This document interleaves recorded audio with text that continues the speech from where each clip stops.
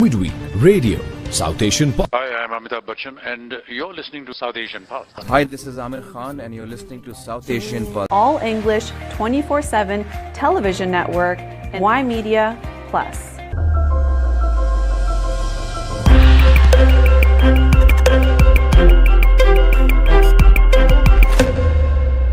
You are watching Channel Y. Channel Y. Prime Minister, welcome. It's a pleasure to be here. It's a pleasure to be back.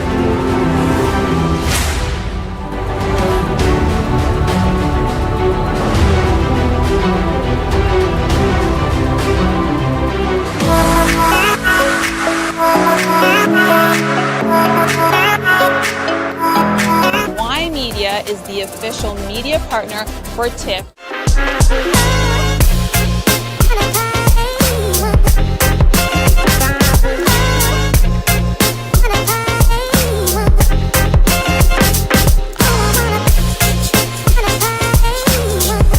Is an exclusive show all about the Toronto International Auto Show. So Cam's going to tell us more about the amazing view. Hi, this is Yalla Khanpal with Ymedia. Today we are here at the 2023 Canadian International Auto Show. We're going to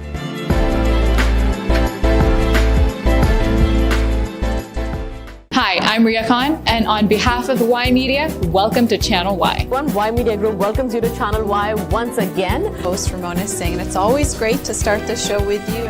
Hi everybody, this is Yalla Khanpal with Ymedia. Today Channel Y के entertainment special में जहाँ Hello, Sat Shri Akal, Namaste, and Adab. This is Kripa Anand, and you're watching us on Channel Y. Everyone, this is Pragya Devan, and you're watching me on Ymedia. This is Vinay Sharma reporting from Chandigarh, Channel Y. Online, SouthAsianDaily.com, the biggest South Asian media group. Y Media.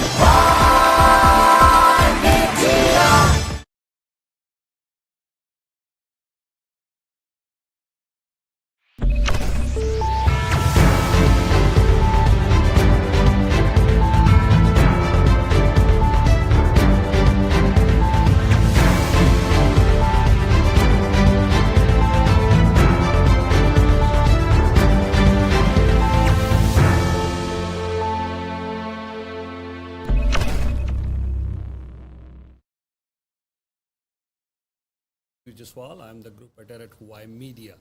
And once again, we are back here with our program, our weekly roundup, Ymedia Newsroom.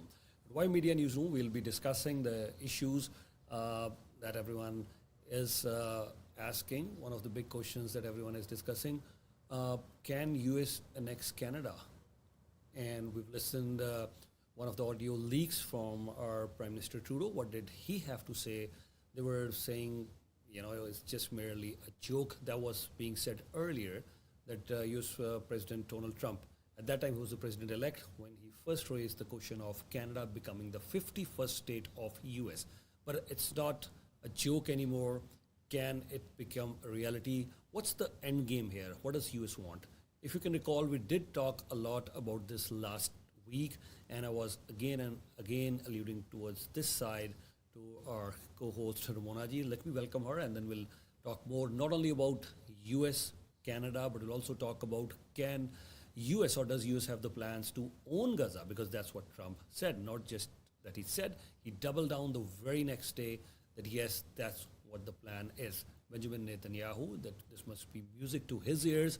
What's the plan in Middle East as far as US is concerned? We'll talk about that. Also, we'll talk about China, US relationship.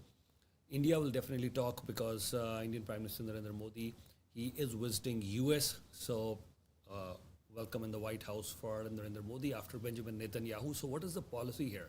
After Netanyahu, White House is ready to welcome Narendra Modi there. And he's also visiting France as well. So India-France relationship, India-US relationship, China-India relationship, US-China relationship, Russia-US. What's the equation there? But most importantly, we'll talk about Canada and US. To talk about all this and also to give her analysis, we have our co-host Ramona. Ramona, a very warm welcome. How are you? I'm doing well. How are you? I'm doing great. You know, remember last week we were talking about all this, that yes, there is something going on, and here we have this audio leak. Was this a leak or was this planted purposely? There are news stories planted purposely as well. So I think Prime Minister Trudeau, he doesn't have much to lose. So here is what he clearly mentioned to the leaders in the business community. I mean, you have the CEO of Canadian Chamber of Commerce, Ontario Chamber of Commerce, many business leaders present over there, and the audio got leaked to media as well, where Trudeau clearly saying this. It's not a joke. Trump is serious when he's talking about making Canada the 51st state. What do they want from Canada? But before we get into that, I want to hear your reaction on this whole scenario. You know, these are times that I think many people are scratching their heads, wondering what's happening. There is news coming from every angle.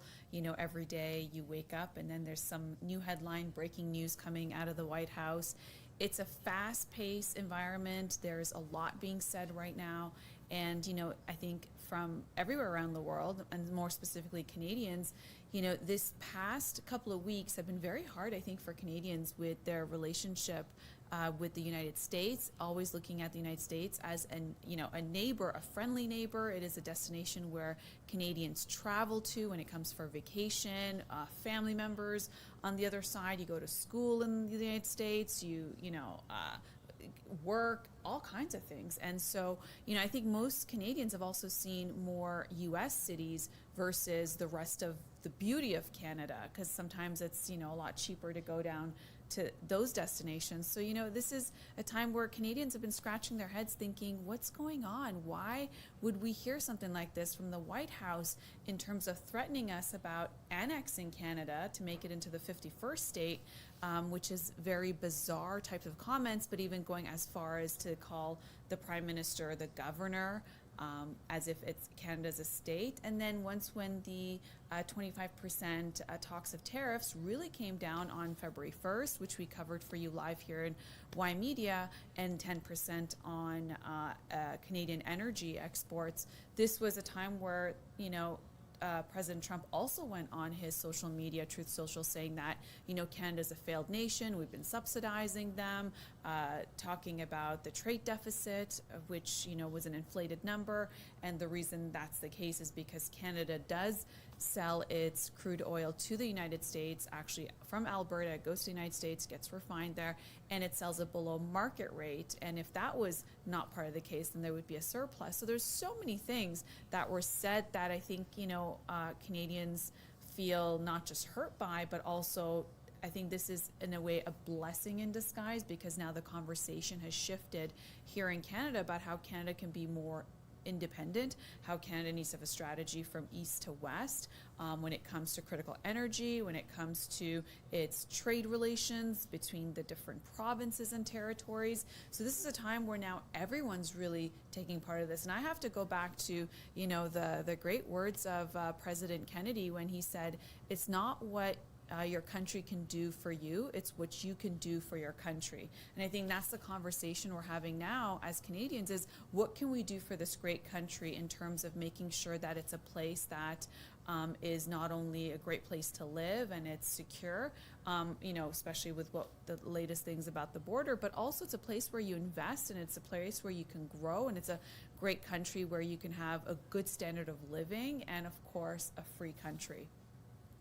Yeah, the only concern being one of the major concerns is because when Prime Minister, I know we've been discussing this right from the start, but when our Prime Minister Trudeau and his cabinet ministers, when they went for, you know, a dinner with President Trump, that time what was happening was that Trump brought it up and that Canada could become the 51st state, and then they knew that this could get serious, but then, you know, when they came back, so it was asked to our finance minister Dominic LeBlanc as well, even Trudeau, Minister LeBlanc, they were all saying, no, this is just a joke. It was just cracking a joke. But now Prime Minister himself, it's the first time Prime Minister Trudeau, among all these business leaders, he has said it explicitly that yes, US is serious, Trump is serious when it comes to, you know, making Canada as 51st state, and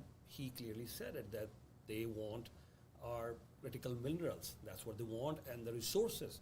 We have lots of resources, and they're very crucial to US. We are sending them nickel, we are sending them potash, we are sending them uranium. They need all these things. uranium for their energy needs. Of course, for their energy needs, we're sending them oil as well. Oil is also very important for them. But when we're talking about critical minerals, so these are all the things that they need. Potash, they need it for their agriculture. So I would say a vast majority of all these three and other critical minerals, they're all exported to US from Canada. So, and this is what last week as well, Prime Minister said it just now, but last week I was trying to bring the discussion more and more towards this. I know you were answering something, then I would say it again, no, what is the end game? I clearly think it's, and Prime Minister Trudeau didn't use this word, but I'll say this, I think it's a question of sovereignty. That's what I was talking last week as well. That now I think it's a question of sovereignty for Canada. We are a sovereign nation, we are a free country. But even if we do not become the 51st state, I think the way the US administration or the way Trump looks at it, they would want that yes, more or less, Canada should be our ally. If we say you need to ramp up your defense budget, Canada should do that. If we are going at war with any country, Canada should join us without asking any questions. If US wants any critical minerals, they should be at their disposal without asking any questions. And, you know, it's not a question of fentanyl, it's not a question of illegal immigrants, because I don't think so that could be an issue, but that was never the main issue that we're trying to address here. And also, you know what, when they say we need a new SAR for, you know, drug control, fentanyl control. So, I mean, I think Canada is already, you know, trying to discuss what is this new SAR would do. We already have a chief who takes care of illegal drugs being transported. So we already have things in place. And then they were saying, okay, fine, you know what, the tariffs have taken a pause for 30 days. The second decision that we have made is 1.3 million for border. We at Ymedia covered on 17th of December. That was already announced. And then when they say, okay, fine, would you list the Mexican cartels as terrorists? How many Mexican cartels are operating over here? They could be operating from Mexico, but how many Mexican cartels are being persecuted here in Canada? How many of them, their cases are in front of courts that we say, oh, Mexican cartel, you're a drug lord? Okay, we'll label you as terrorist. I haven't covered anybody up until now in the last 24 years. So we say, okay, we'll do that. So all these things were pretty much already there. So I don't think so any of these three issues was a major issue. These are issues. But I think the end game is they want to throw down their weight, and the US establishment, and it's not about Canada. And we've also heard those responsible for putting tariffs on Canada, they clearly want an aggressive posturing there. So they clearly want to send Canada a message that yes, you know, you have to, if you're taking advantage. And I just want to bring up another point as well, which I was already discussing earlier as well.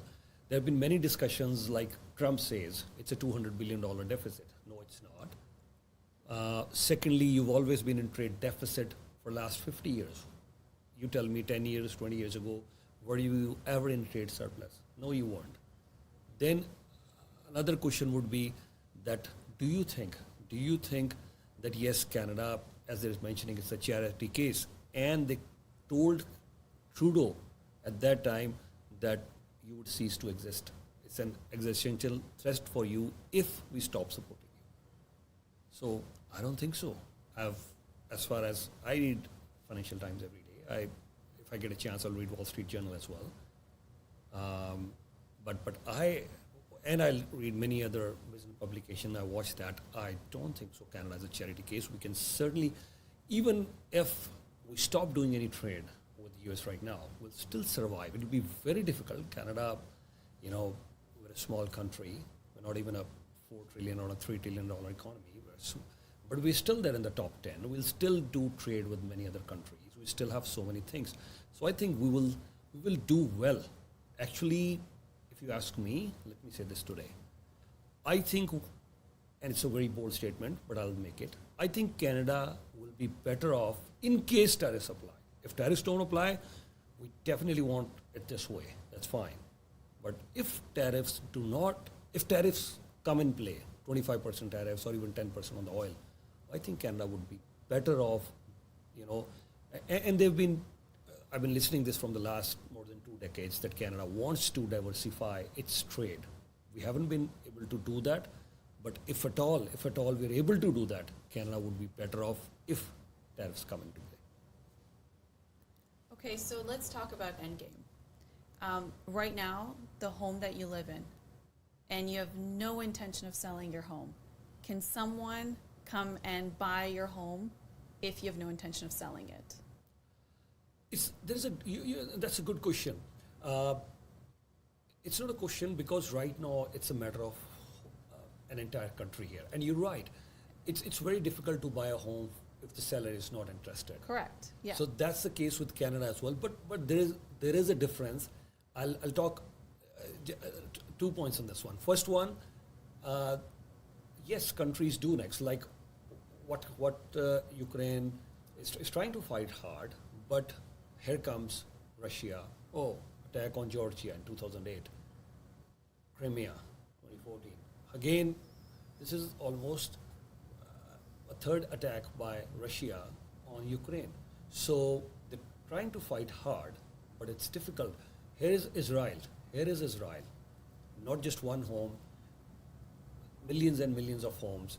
I mean, look, now they're talking, we'll talk about that further, but countries do next. I mean, if China is going to take over Taiwan, US might, there could be an escalation of war, but tomorrow, okay, let me be the devil's advocate here. Tomorrow, if US decides that yes, we are coming for Canada, we're coming for Canada. I know it's very hard to believe, but it was hard to believe earlier as well that someone like when Trump will come to power, he'll start calling Canada as the 51st state, he'll start calling the Prime Minister of an ally country the governor of the 51st state. But yes, tomorrow, if push comes to shove, yes, will say, okay, fine. I mean, obviously, and you know what? He did talk about the 1803 Accord between Canada and he did mention that, Trump. Now, that's also coming out. And please don't quote me, I'm quoting Robert Fife here. I mean, the guy who's been an Ottawa bureau chief for the Globe and Mail. So I'm just quoting him.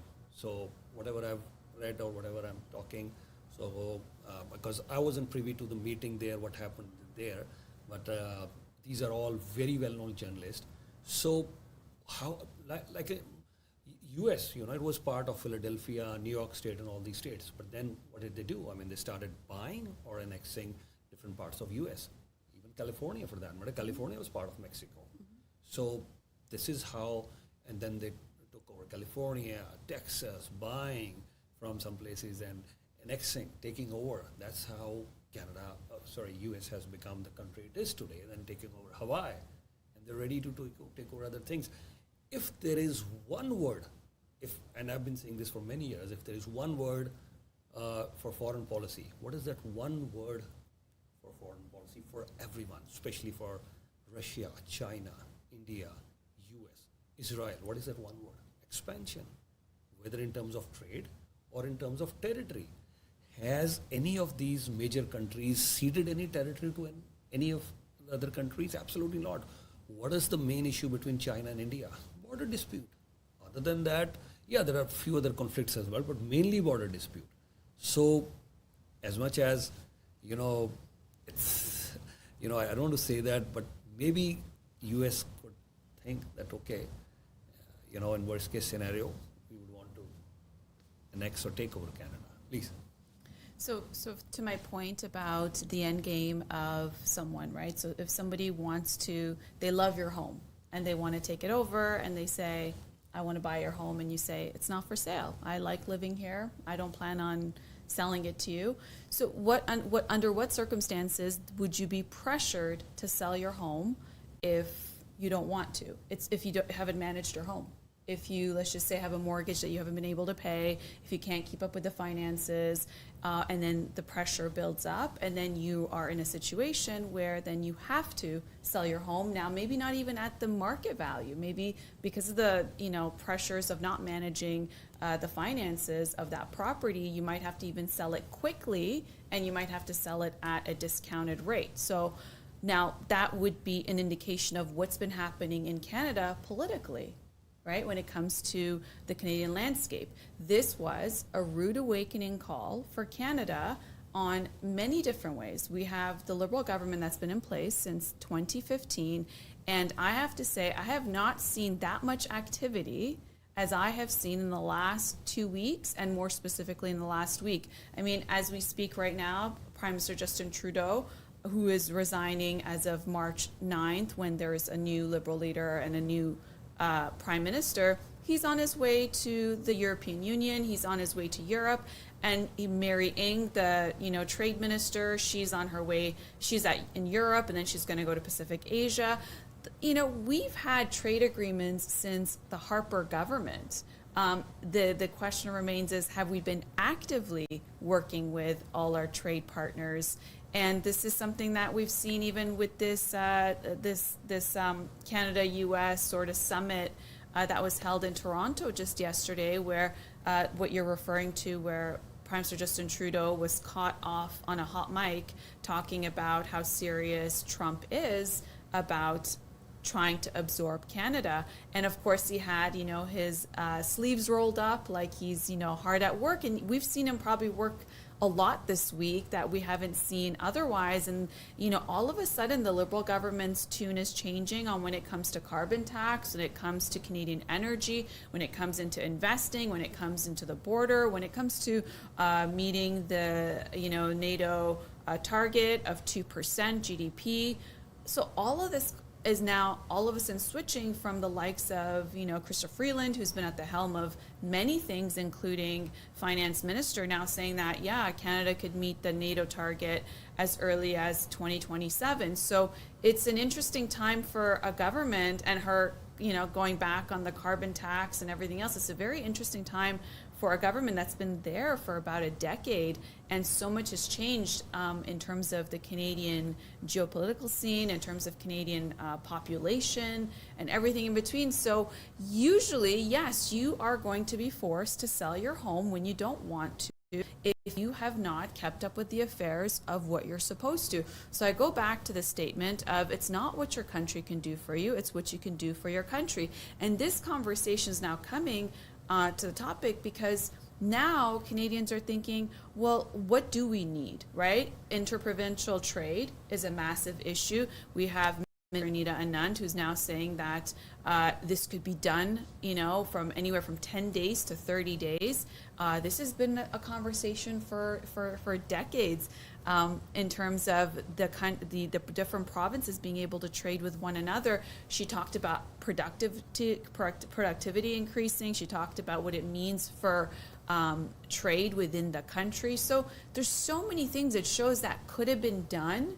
It just wasn't. Perhaps the ruling parties had different ideas about what Canada should be, but it cannot be said that we weren't sleeping at the wheel. And I think it's a collective responsibility. But even now we're hearing from Karina Gold saying, we weren't listening to Canadians, right? It's very easy to say after the fact, oh, we weren't listening. Our Prime Minister had to step down. We have, the U.S., our biggest trading partner, saying these things. So in a way, this is good that it's happening. Now the conversation is turning into, how can Canada be able to be in a situation where it has other trade agreements? It has trade agreements. It needs to trade. Suncor, CEO of Suncor just said that 60 to 65% of its oil goes out. It goes to Asian markets. Right now, the TMX, the pipeline that goes from Alberta to Vancouver and then to the Asian markets, they're looking at increasing their supply. So now Canada is becoming very strategic, saying, why should our biggest customer be the United States, and they buy it at a discount from the market rate, and now they're slapping us back in our face, right? Why should Quebec and Ontario be powered by Alberta energy, but it goes into the United States and then back into, it's the Line 5, Enbridge Line 5 that goes into Canada and Quebec. And even so, the Premier of Quebec, Legault, is saying, before he was against pipelines in Quebec. Now he's saying, oh, we're open to talking about it. So all of a sudden, everyone had a wake-up call. They woke up with not just cold water to the face, but maybe a punch in the face, a kick in the gut. And I said it and then a kick from behind saying, what are we doing here? When did we become so complacent, right? Oh, we have a trade agreement, okay. And then we have all these values of no pipelines in my province, no pipelines east to west, where, Western Canada cannot provide energy to Eastern Canada. We had all of these, sort of ideologies and against our values. What happened? Trump sends out a few, posts on Truth Social, and then says a couple of things in the news, and all of a sudden our values have shifted. And now I'm talking more specifically to the politicians who have been in power and who've been driving the Canadian agenda all of these years to bring us to where we are right now. So what happens when somebody has an end game and you want to have your own end game? This is the conversation we're having now. You're right. The United States, here's the list. 1803, they bought Louisiana for $15 million.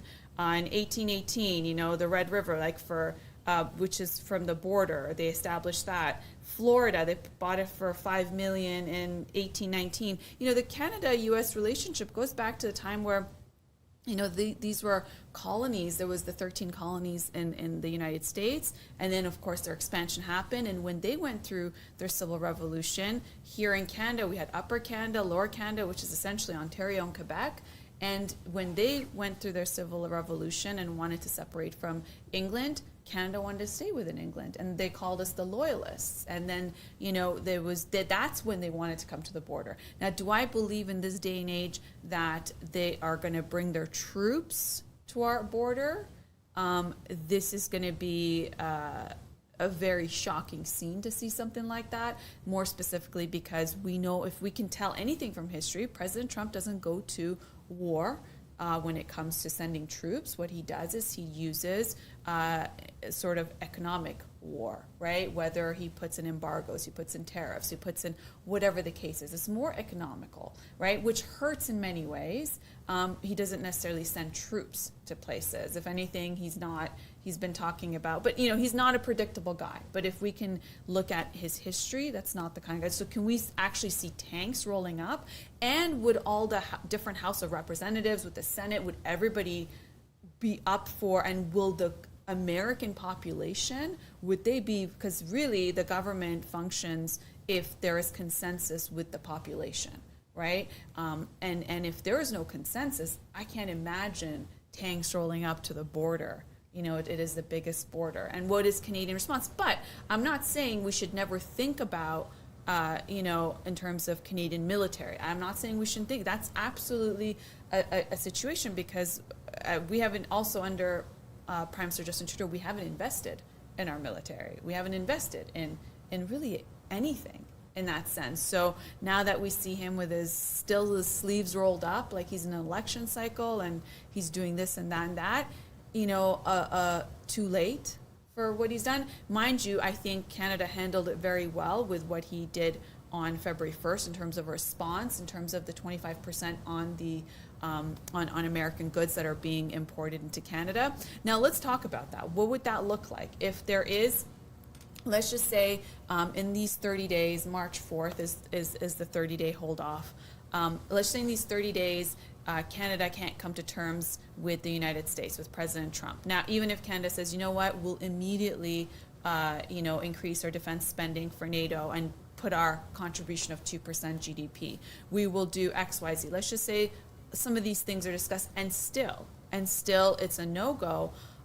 Well, what would happen is immediately the Canadian dollar will take a massive dive, right? And in a way, it would be even cheaper to export. So will the Americans get hurt when we also put in our, when they put our 25% tariffs on our exports to the United States?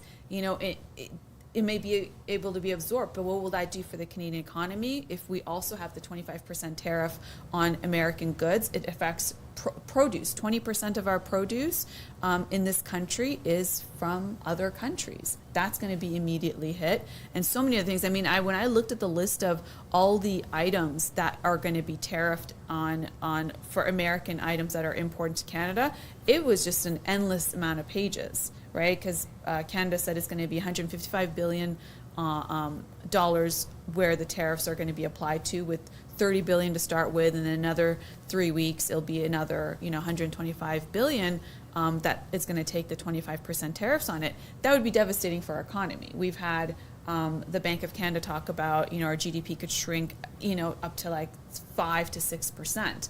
And what also it means is, even though there is this delay, investment is not secure. Canada doesn't become a place, and the investments we lose from companies that would have otherwise invested in Canada, we would lose that completely, right? It doesn't mean, like, it's not like COVID times where there was a stay-at-home order, and then as soon as it's lifted, everybody goes back to work and the job numbers go up and down. Once when investments leave this country because it's unstable and it's not reliable, it's not to say they're going to come back. Right, we saw that happen with the pipelines, right? We saw that when there was the east to west pipeline, the amount of delays that were in place when the companies pulled out, they haven't put any applications in. So does that mean what was done in 2018, where the Canadian government bought Kinder Morgan to be able to finish, the pipeline, TMX pipeline from Kinder Morgan for was like $4.5 billion just to be able to finish from Alberta going to Vancouver so it could have access to Asian markets. It was, again, because of delays. So now the question remains, I know right now Canadians are looking at, buy Canadian products, very much averse to what the Americans are, President Trump, not Americans, what President Trump is saying. Will this conversation still be the case where then there would be more support for Canadian energy and enriching its minerals and having that sort of conversation with trade partners around the world? That's to be seen. I think right now things are moving so fast that it'll be very interesting to see where the movements are as we go into. It sounds like we're like nearing a federal election because of what these parties are doing, their announcements. We can get into that in more detail. So it's really going to be up to Canadians to see if this appetite that there is right now will still be the case in weeks or months to come. Yeah, very good points that you've made. I'll start from this. So will this appetite continue? Will this buy Canadian or the patriotism that we're witnessing right now, will it still carry on? Developing Canadian energy is what I'm talking about, the appetite. Yeah. So, regarding developing Canadian energies, or if you're talking about east-west pipelines or refineries, I've always doubted that does it really make a business case now? Yes, I'm not sure about that, but of course, anyone who's going to make that sort of investment, putting up a pipeline, it's going to cost billions of dollars.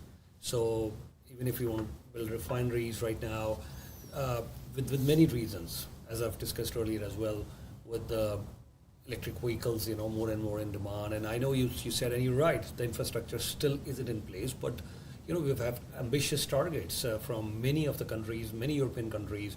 They've already had very ambitious targets. And I know infrastructure is going to take some time to develop, maybe 5 years, 10 years. So if I'm building a pipeline, spending billions of dollars, and imagine after 10 years, every single new car that is being produced in Canada, it's EV. We don't have any cars with internal combustion engines or any gasoline engines. So where do I stand investing billions of dollars for pipelines or for oil refineries? That's the question.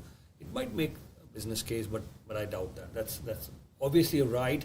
It's a massive. It's not a wake up call. It's a massive wake up call for everyone. We were complacent. There was slackness. We were tapping on the wheel, whatever you want to put it. These are all understatements, mind you. These are all understatements. Why? Because, we're a G7 country. We are a rich country. There are many countries. Just day before yesterday, I was having a discussion with someone. They said, India is the 5th largest economy and we're very soon going to be the 3rd largest. I said, yeah, I know. We're going to surpass Japan and Germany. Only US and China would be ahead of us. I know that. And I also know this thing is very, very, very well, that Indian economy would surpass US in the next 50 years. Everyone knows that. So India will be a bigger economy than US. China would be the number one, China being at 60 or 70 trillion dollar. And then you have US and Canada, the second one is 52 trillion. Everyone knows that.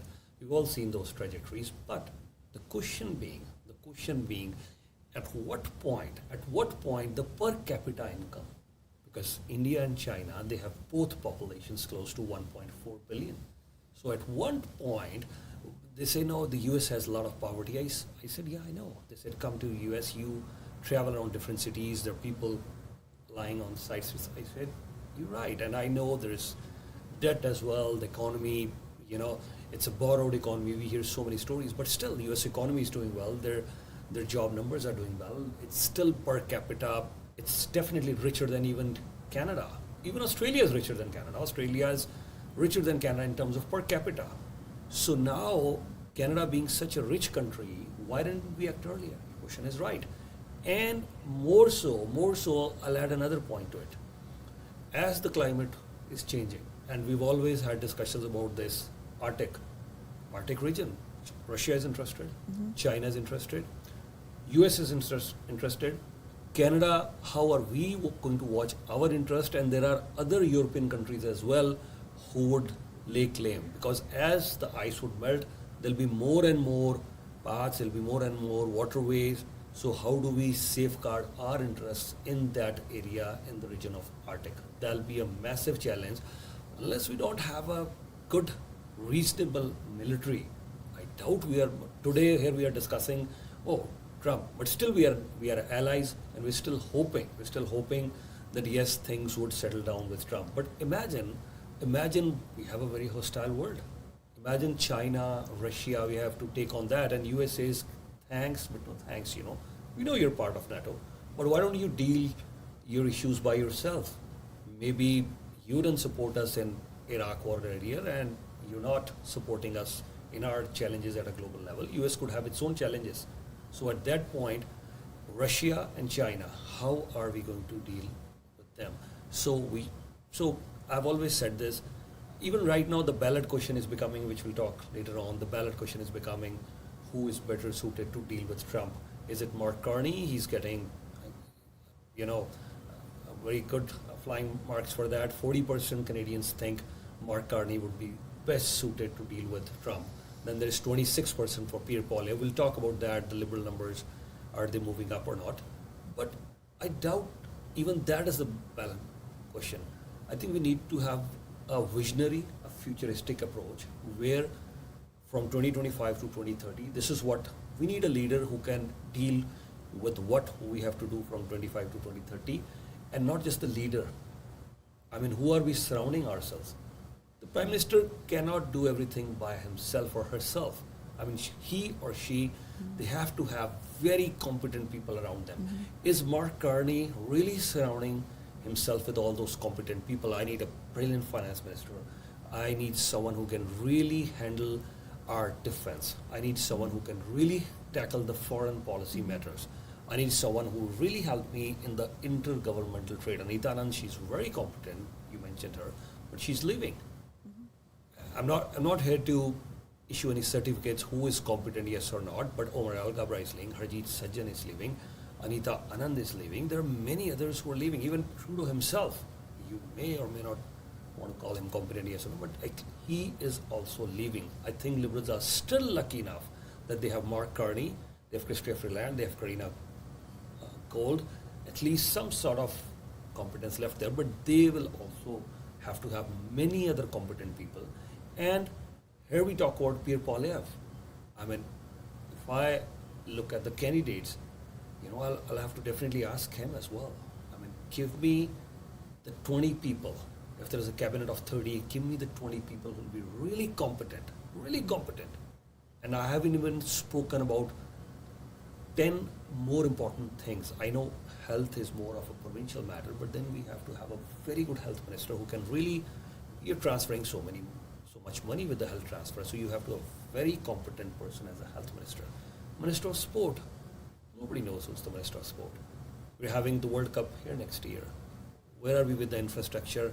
How are we going to tell our youth?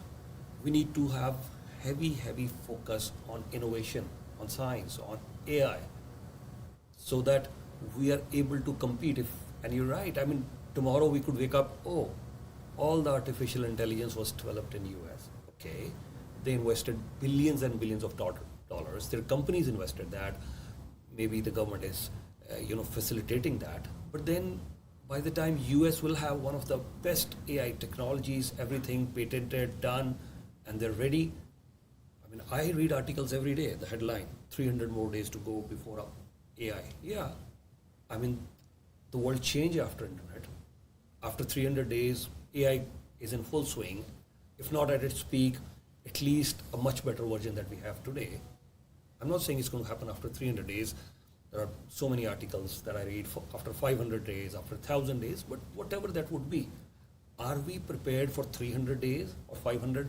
I mean, I have to ask, are the Canadians asking these questions? This should be the ballot box question after 1,000 days. Okay, 1,000 days is probably just 3 years. So whoever forms the government, we have to ask, what is your plan that after 1,000 days, if we take an average, when AI, the world is going to change? I just attended a major program in Oakville. There was a town hall discussion. I was the moderator there as the fireside chat. We just had a 2-hour discussion on AI. We had Mr. Sam Petroda, who's known as the father of the telecom in India. He worked with 3 prime ministers. We were discussing artificial intelligence, the way it's going to shape up. He lives in US, and every other day he's witnessing what's happening in US.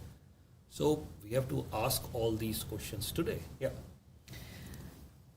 The United States is running one of the biggest deficits, right? And compared to Canada, it's, we're in a much better shape. But unfortunately, our deficit spending hasn't gone into what would have been infrastructure investments to be able to have that return on that investment. It's been going towards consumption, right? And so therefore, which doesn't do much when it comes to return on investment. So it's about the fine balance of where, what does that look like for Canada? Because right now, balancing the budget, it's, I don't know what the parties are going to say. We're going to be in a federal election.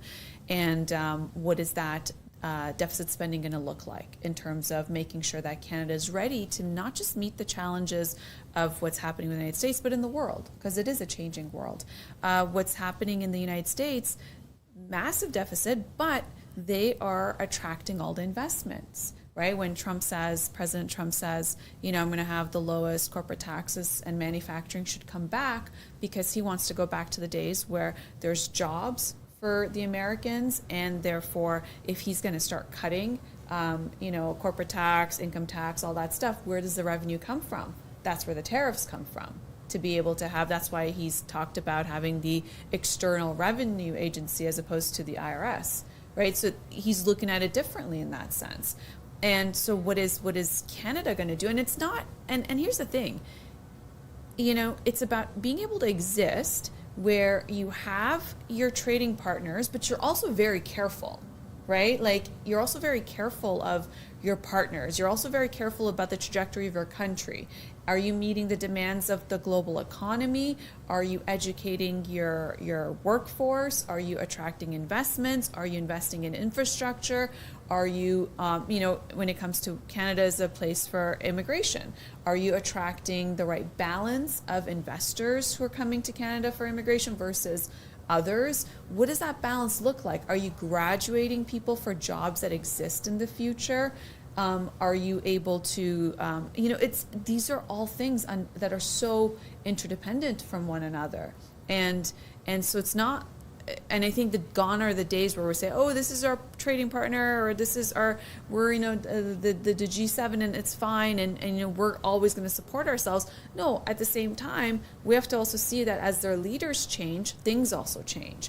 And I think this is something that we have to always keep in mind about how we're going to be with the U.S. and tomorrow with the U.K. and the other countries. Now, going forward to what is that vision? It's a very important one, because the way we've been going, we've been able to get along this far. And then what now is the question. So I think it's very critical on a federal election level that, we do see very competent people who are running for elections. Now, Chrystia Freeland, very highly educated, from Oxford University, a very impressive CV, but unfortunately, she was a big part of the problem of where we are today. A lot of it with her policies, right? Because of the positions that she's had in government, more specifically as finance minister and everything else. So it's also, are you competent in terms of do you have the work experience, but also does your vision align? And unfortunately, we don't really know their visions until they're in government. We just hear the leader's vision in terms of the party, what their campaign looks like. And this is right now, you're right. Now, if we now talk about Canada is, yes, Ontario's an election, but on a federal level, we're in an election. We have CUSMA that's going to be renegotiated. It's scheduled for next year, but of course that conversation is being moved up. What are some of the issues there is, that President Trump has raised? Canada has a lot of protectionist sort of policies in place, right? We have our supply management in place. What is that? That protects the dairy and the farmer industry to be able to, our eggs, our dairy, all of that is fixed at a certain price, right? We don't go with market terms. Sometimes it's been even said that we have like 200% sort of coverage on that, and the U.S. is saying no. But we want more access to some of the dairy farmers, as well as why aren't you guys taking some of ours? Why don't we have that balance in trade? And we're very protectionist about that. This is something that was big in terms of that's. Supply management is massive in Quebec. It also affects a lot of Canadian farmers. So there's that. We have the telecom rules, right? Like when Freedom Mobile tried to come in, that was a massive problem with the three big carriers, Telus, Bell, Rogers, when any foreigner telecom agencies want to come in. We have that case with our airlines. We don't allow airlines to come here. Yeah, we have a lot of budget airlines now compared to before, and some of them are kind of going out of business at the same time, but it's Air Canada all the way, and there may be some regional ones, like WestJet in certain areas and whatnot, but we don't allow them. Then we came up with the telecom tax, the for social media when it comes to the tax, the digital tax on media, and therefore Facebook and the rest of them, Meta, came up with their policies because they're like, we're not going to pay. So, and Canadian banks, well, we didn't go through what the American banks went through with the recession in 2008. We were a lot more sheltered because we didn't follow the same sort of policies they did that led to their crisis. But, there's, Citibank, but the way influx of with the brands I see, I have seen TD in the United States. I've seen, I started seeing CIBC. I started seeing a lot of BMO's there. Yeah. They say, okay, it's not the same. It's a brand, but at the end of the day, we have a lot of protections in place in Canada. So that's also a contention for President Trump saying, hey, you guys have all these protections in place where you don't want us to come in. And I'm not saying we shouldn't have them. That is part of the bigger discussion of what are they, how do they protect Canada, and maybe because we've had this kick in the face, now if we go from a punch to a kick in the face, it's now maybe we have more protections in place. I don't know. This is a conversation I think we're all having, and also we want to see what these political parties have to now say in terms of what's their vision for Canada. And also 4 years is a long time, right? With this AI revolution, it's changing the way we work. A lot of people, we always used to think that when there's advancements in technology, that it's going to affect jobs that are very logical flow, like, how we had bank machines, right? It replaced tellers. Then we had those checkout counters, right? It replaced again tellers. We thought it was going to be something that was going to be when factories started investing, and then the factory line workers, it started affecting them. So we always thought it was going to go into very technical, redundant sort of positions. We didn't think it was going to affect the creative sort of industry. And then the first thing, ChatGPT did was it hit the creative industry when it comes to people who write creatively, right? Who write ads, who write books, those are all creative positions. Like now you can go and ask it to write you a script for a film that would do really well in this genre, right? Those things we thought was always going to be that the robots weren't going to be able to take over.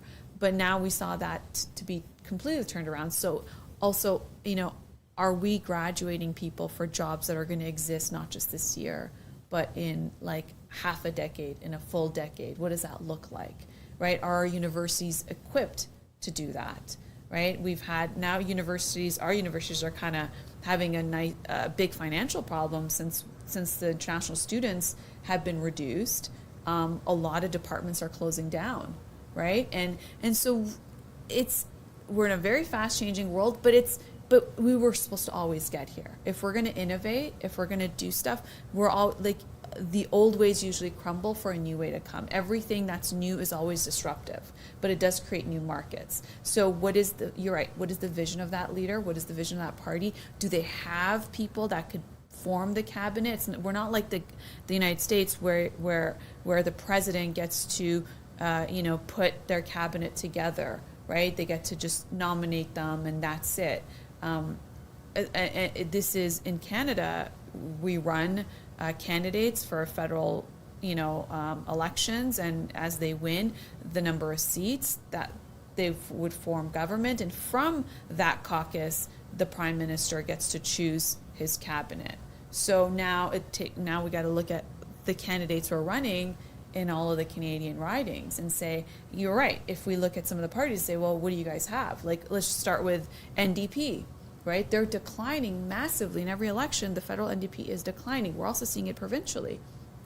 In terms of the poll numbers, it's yet to be seen until February 27th, when there's the election here in Ontario. But, they're shrinking their seats.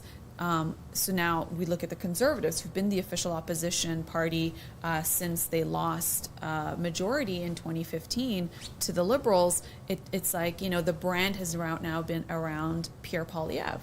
Right? And in many ways, was that a good thing? Was that not? Well, there was a massive surge in terms of conservative support in the last 2 years. We saw that more so that we've seen now why Trudeau's numbers fell for so long and him having to step down. But now, who are these candidates he's running? I think you even asked him, who are your top candidates who are going to take position of Minister of Defense, Foreign Affairs, all of these very key strategic positions.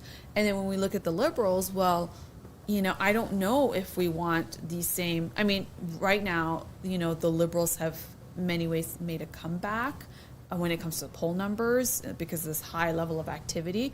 But do we feel comfortable with a Melanie Joly Foreign Affairs Minister? What did she accomplish? Do we feel comfortable with some of these, with Chrystia Freeland? She's hurting very badly in this, what we're seeing in terms of her support numbers from her own caucus members. So, again, whoever becomes the leader of the Liberal Party, who are they going to run? Who are they going to replace from the front benches? Well, not front benches, but in terms of their front candidates for an election cycle. So these are going to be very interesting times to see that because, fortunately and unfortunately, we have to elect them. Right, and maybe that's a good thing because then it's really up to the voters to decide. Yeah, you made some very good points here, and I'd just like to remind our viewers here, if you look at the front page of Midweek, you will see that yes, we did do some exclusive interviews with different candidates, starting with Chrystia Freeland, the former Deputy Prime Minister and the former Finance Minister of Canada.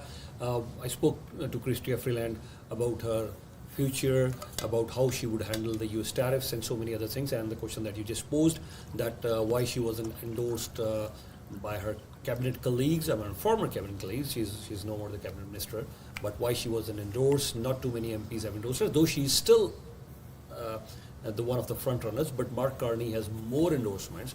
So one of the MPs who endorsed Mark Carney was George Chahal. We interviewed George Chahal as well. You spoke to Karina Gold. She's again, cabinet minister and leadership contender right now.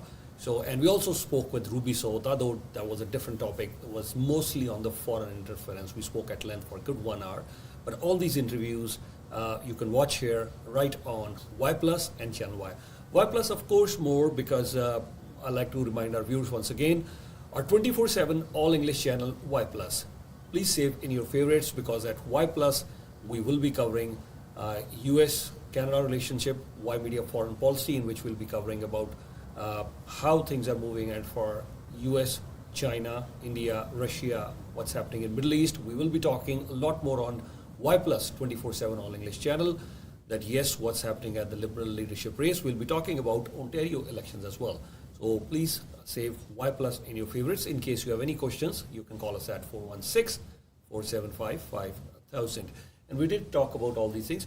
You're right. I mean, you're running deficits. But if you're creating an infrastructure which will last long, fine.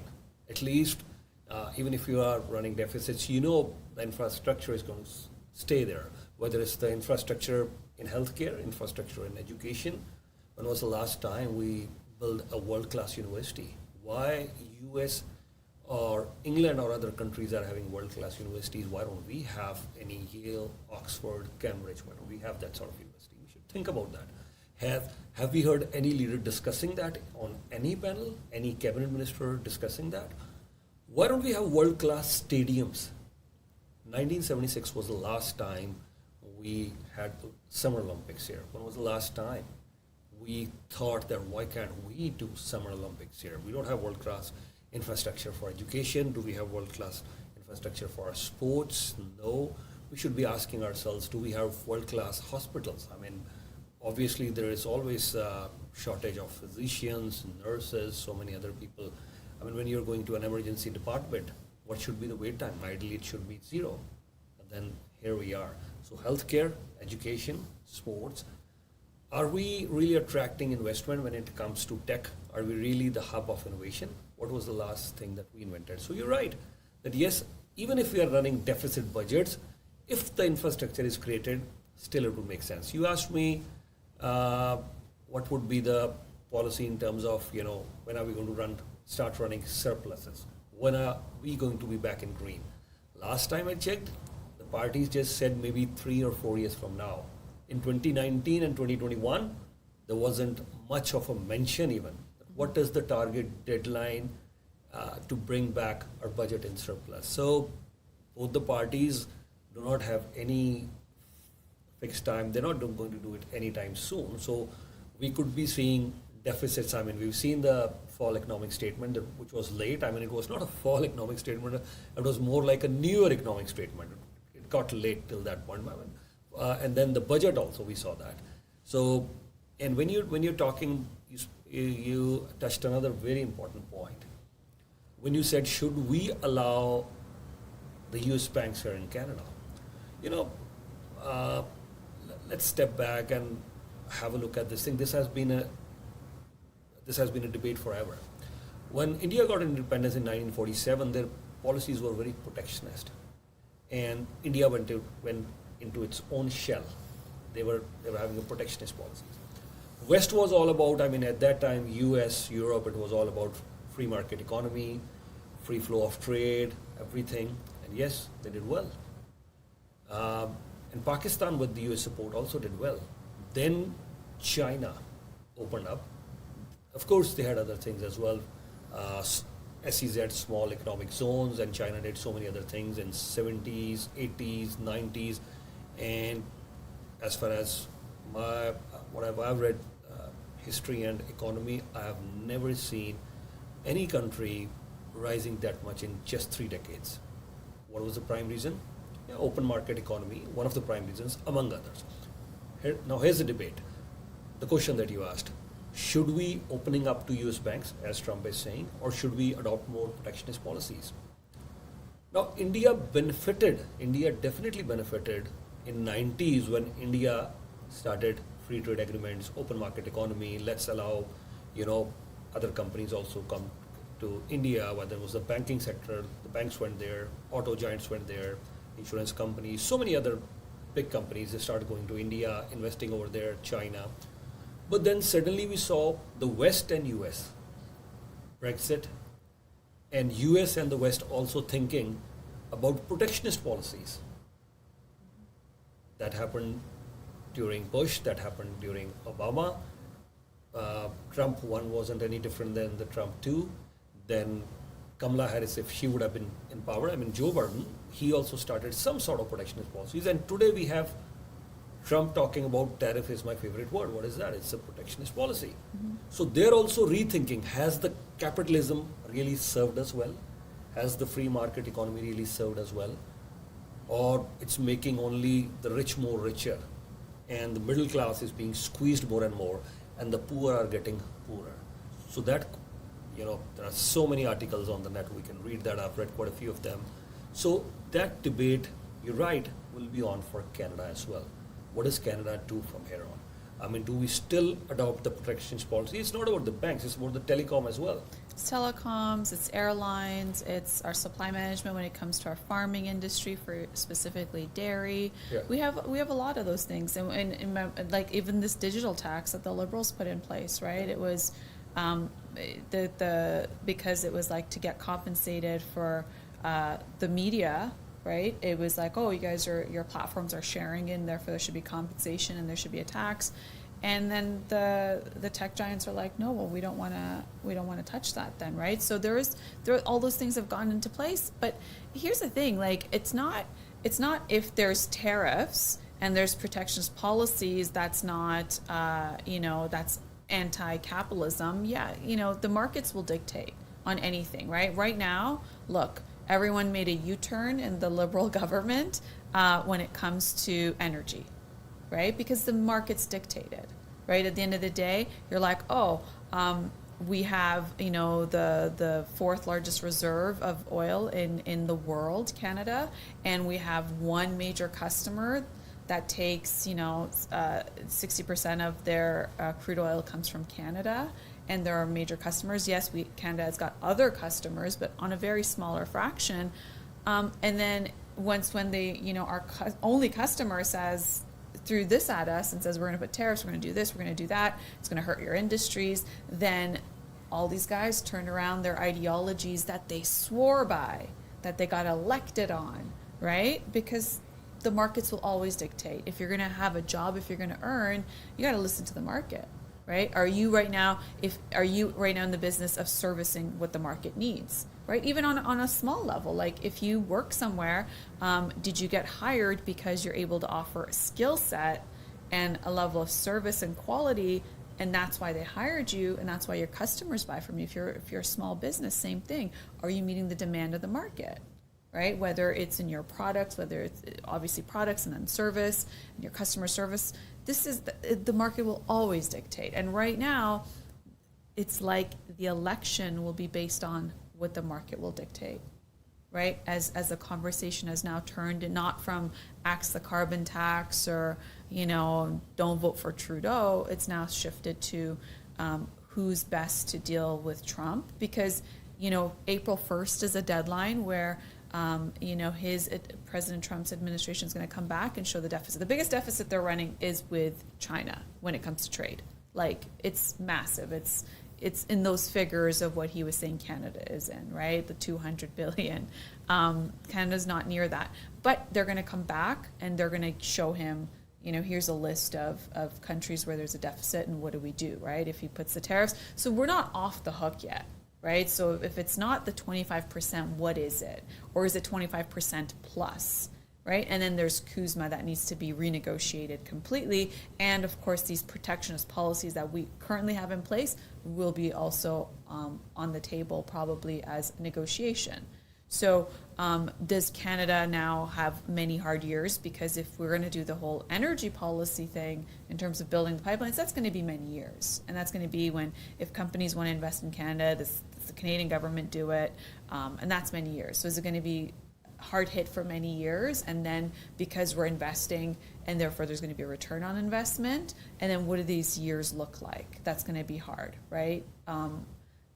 This is a sobering conversation we all need to have. Also, how do we secure our relationships with other countries, right? And what do we have to offer? Let's just say the United Kingdom, when we're talking about bringing back that trade agreement, since the UK left the EU, did their Brexit, Canada's been trying to have a trade agreement. It kind of fell apart last year. Now it seems like, Goodale is talking about it, in terms of bringing that relationship back. And I think there's a unity aspect that's going to play in here as President Trump goes and does his tariffs.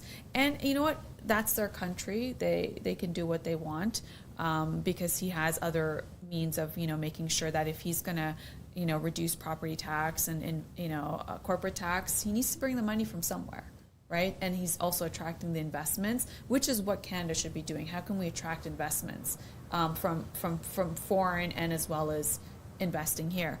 But I think this is also going to unite all the countries that are going to have the tariffs, right? So what's Canada's relationship with, we talked about UK, what is going to be Canada's relationship when it comes to the European Union, our allies there, what is it going to be when it comes to Australia and some of these other key places, right? And then even also looking at what is Canada's relationship with China, what is Canada's relationship with India. These are all critical things to, we can't ignore them.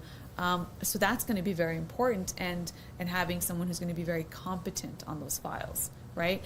I was thinking about the leaders that were elected who were not as competent on policy had the biggest scandals. And I could say that like from Prime Minister Justin Trudeau, we all know that he's not very intellectual on policy. We've always known that, from the beginning. Right? And then we've seen kind of like when it gets away from them, their ministries and their staff will do whatever, and there's blunders, right?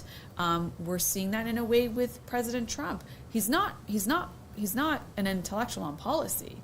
He's a now, since the whole Gaza conversation and all, he's sounding more like the New York developer that he is, right? And what he did with Canada and negotiating and all of this stuff. He's the guy that makes the deals. He's not heavy on policy. That's why he's saying things. And if we go back to the picture of what he made that announcement about Gaza, you could see his chief of staff, her eyes are popping out, because people are like, what is he saying, right? Because policy. So that's when I could even say about Premier Ford. He's not intellectual in policy. That's why you see things go wrong, right? But Harper was very intellectual in policy. He had a tight grip on his government, right? How many scandals did the Harper government have? He was there for the same amount of time as Trudeau. Not many that we know of. There was one towards that 2015 election, which was his chief of staff gave a $90,000 loan to a senator because of the senator's spending or whatever had to pay back. It wasn't like, and a senator does not get elected in Canada. It's not like the United States. They get appointed for 25 years. So it wasn't like giving money to a riding to an MP who's supposed to, it wasn't like it wasn't also public funds going to somewhere that's not supposed to go to. It was just, okay, so that the biggest. There was like a $12 orange juice. Orange juice. Right, $12 orange juice. That too, she had to resign.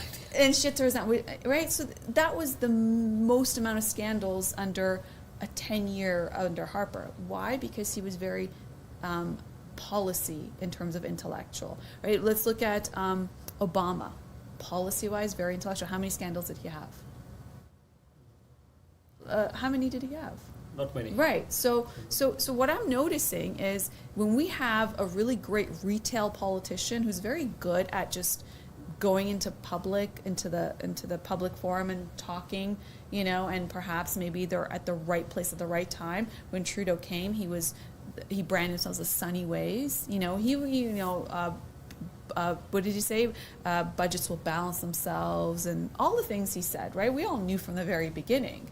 Right, and he sold the idea of sunny ways, and he came after what a lot of people after 10 years of any government, like what we've seen right now, he resigned at his 10-year mark, right? And President Trump in his second term came after 4 years of Biden and Kamala Harris and some of the madness that happened in that country, and we can go down the list of all the madness that happened in that country, right? So sometimes.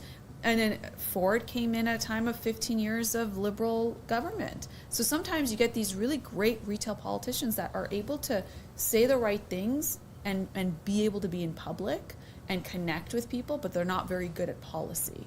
and then what happens when they take over government. So I think a big part of this is now like looking at how competent is a leader, because if they don't have their policy and intellectual, then it is going to affect all their different ministries, because they're not going to know. A very good point. I would say this, that yes, the leader has to be competent himself or herself. And I've always mentioned, who is a leader. And for many, many years on my radio show, on my TV show, I'll always be mentioning 3 qualities I definitely want in a leader.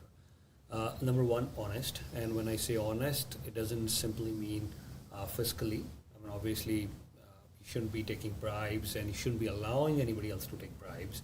But also, you should be honest with your commitment towards your country, to your people. That is what I say, honesty. So the leader should be honest. Second, courageous. Are you courageous enough to call spade a spade? Are you courageous enough to tell people that this is what is good for you? You may not elect me, that's fine. You just mentioned Harper, the niqab issue, that was one of them. A citizenship judge wanted to see the face of the person who's taking, and this is what the conservatives wanted to say, but it was given a spin that they are maybe anti-immigrants and they're bringing in a law that will send people back home. But they said, no, if you're a citizen, we're not going to deport you. No, that cannot happen. Yes, if you're a new immigrant and you've done something wrong and you could be, jailed for 2 or more years. So then, yes, if you're an immigrant or you haven't taken a PR, you could be sent back. And the niqab issue as well. So now what happens is you should have, I'm not saying it was right or wrong, I'm just saying. So I think you should have the courage, speak up your mind. If you think this is good for Canada, say that.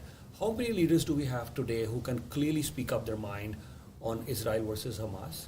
How many leaders do we have who can really speak up their mind on the US issue? Today we are talking about this. Why not before? I mean, if the Prime Minister can come out today that he was serious, I mean, Prime Minister should have told that earlier as well. This guy was serious. So, honest, the leaders should be honest, the leaders should be courageous, number 2. And third and very important point, I've seen leaders who are honest, I've seen leaders who are courageous, but the third and the most important aspect that's missing in vast majority of the leaders, that's the vision. If you don't have the vision, and you're right, I mean, if you don't have the vision, I mean, let's make America great again. But what's your vision? I mean, whatever I've been seeing, what Trump has been announcing up until now, is it going to benefit the Americans? I don't see that. I mean, you start owning Gaza. You've just said, okay, US will own Gaza. And we're going to send those people to a beautiful place where they won't want to come back from there. Which is that beautiful place? Nobody knows. And what are the people in Gaza really agreeing on that? That yes, you can send. And they've named Canada as one of the places. By the way, Canada has a cap on any Palestinian that we could bring from Palestine. Canada has a cap of 5,000 people. We're not going to bring 20,000. There are 2 million people there. Saudi Arabia has said no. Jordan has said no. Egypt has said no. So where are we going to build this beautiful place? And then you're saying Israel is going to do the fighting. Once the fighting is over, then US will own that place. So I don't understand how all this is going to benefit the Americans. So if we say this, I mean, the slogans are fine. X the tax, build the infrastructure, X the carbon. Okay, these are all slogans. Good. I'm not saying that you don't have a vision, but my question is, what is the vision that Pierre Poilievre is offering? I want to understand that. Mark Carney did great. Okay, you were the governor of Bank of Canada, Bank of England, fine. And you could have been, some people were, I know in one of his interviews he was asked, okay, is the US Fed the next one? Or, I've read in brief his book, Values, great reviews in England, Guardian. I've read those journalists. But are you really going to implement all this? What is the vision? What is your vision? That is what I want to understand. Unless you don't have that vision, I doubt even a house can be run. I mean, you have a wife, you have 2 kids, you have to have a vision. That, okay, 5 years, 10 years, 15, 20, 30 years from now onwards, will we have this house safe and intact? Will the mortgage be over? Will there be any investment properties? My kids what is the inheritance I'm talking about, what am I going to pass on to my kids by the time they get married, they have their own kids.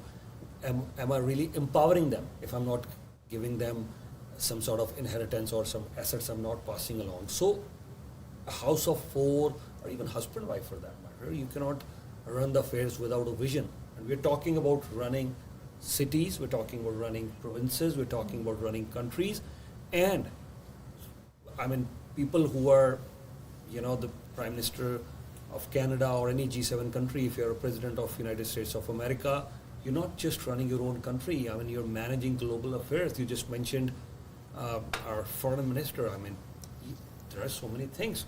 I mean, what's our foreign policy for that matter?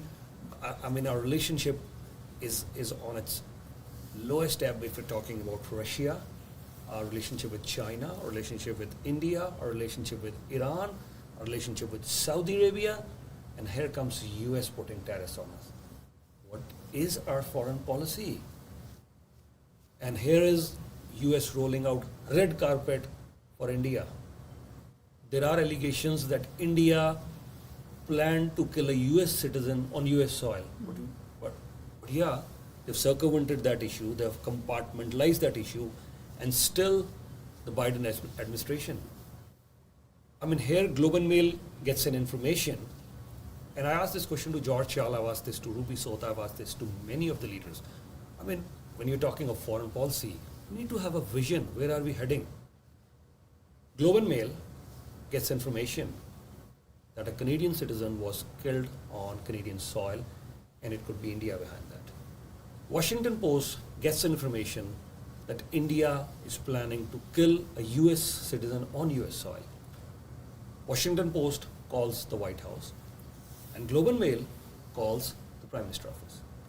The Prime Minister office, they say, give us, it's a national security issue, give us 72 hours. They say no. Okay, 48 hours? They say no.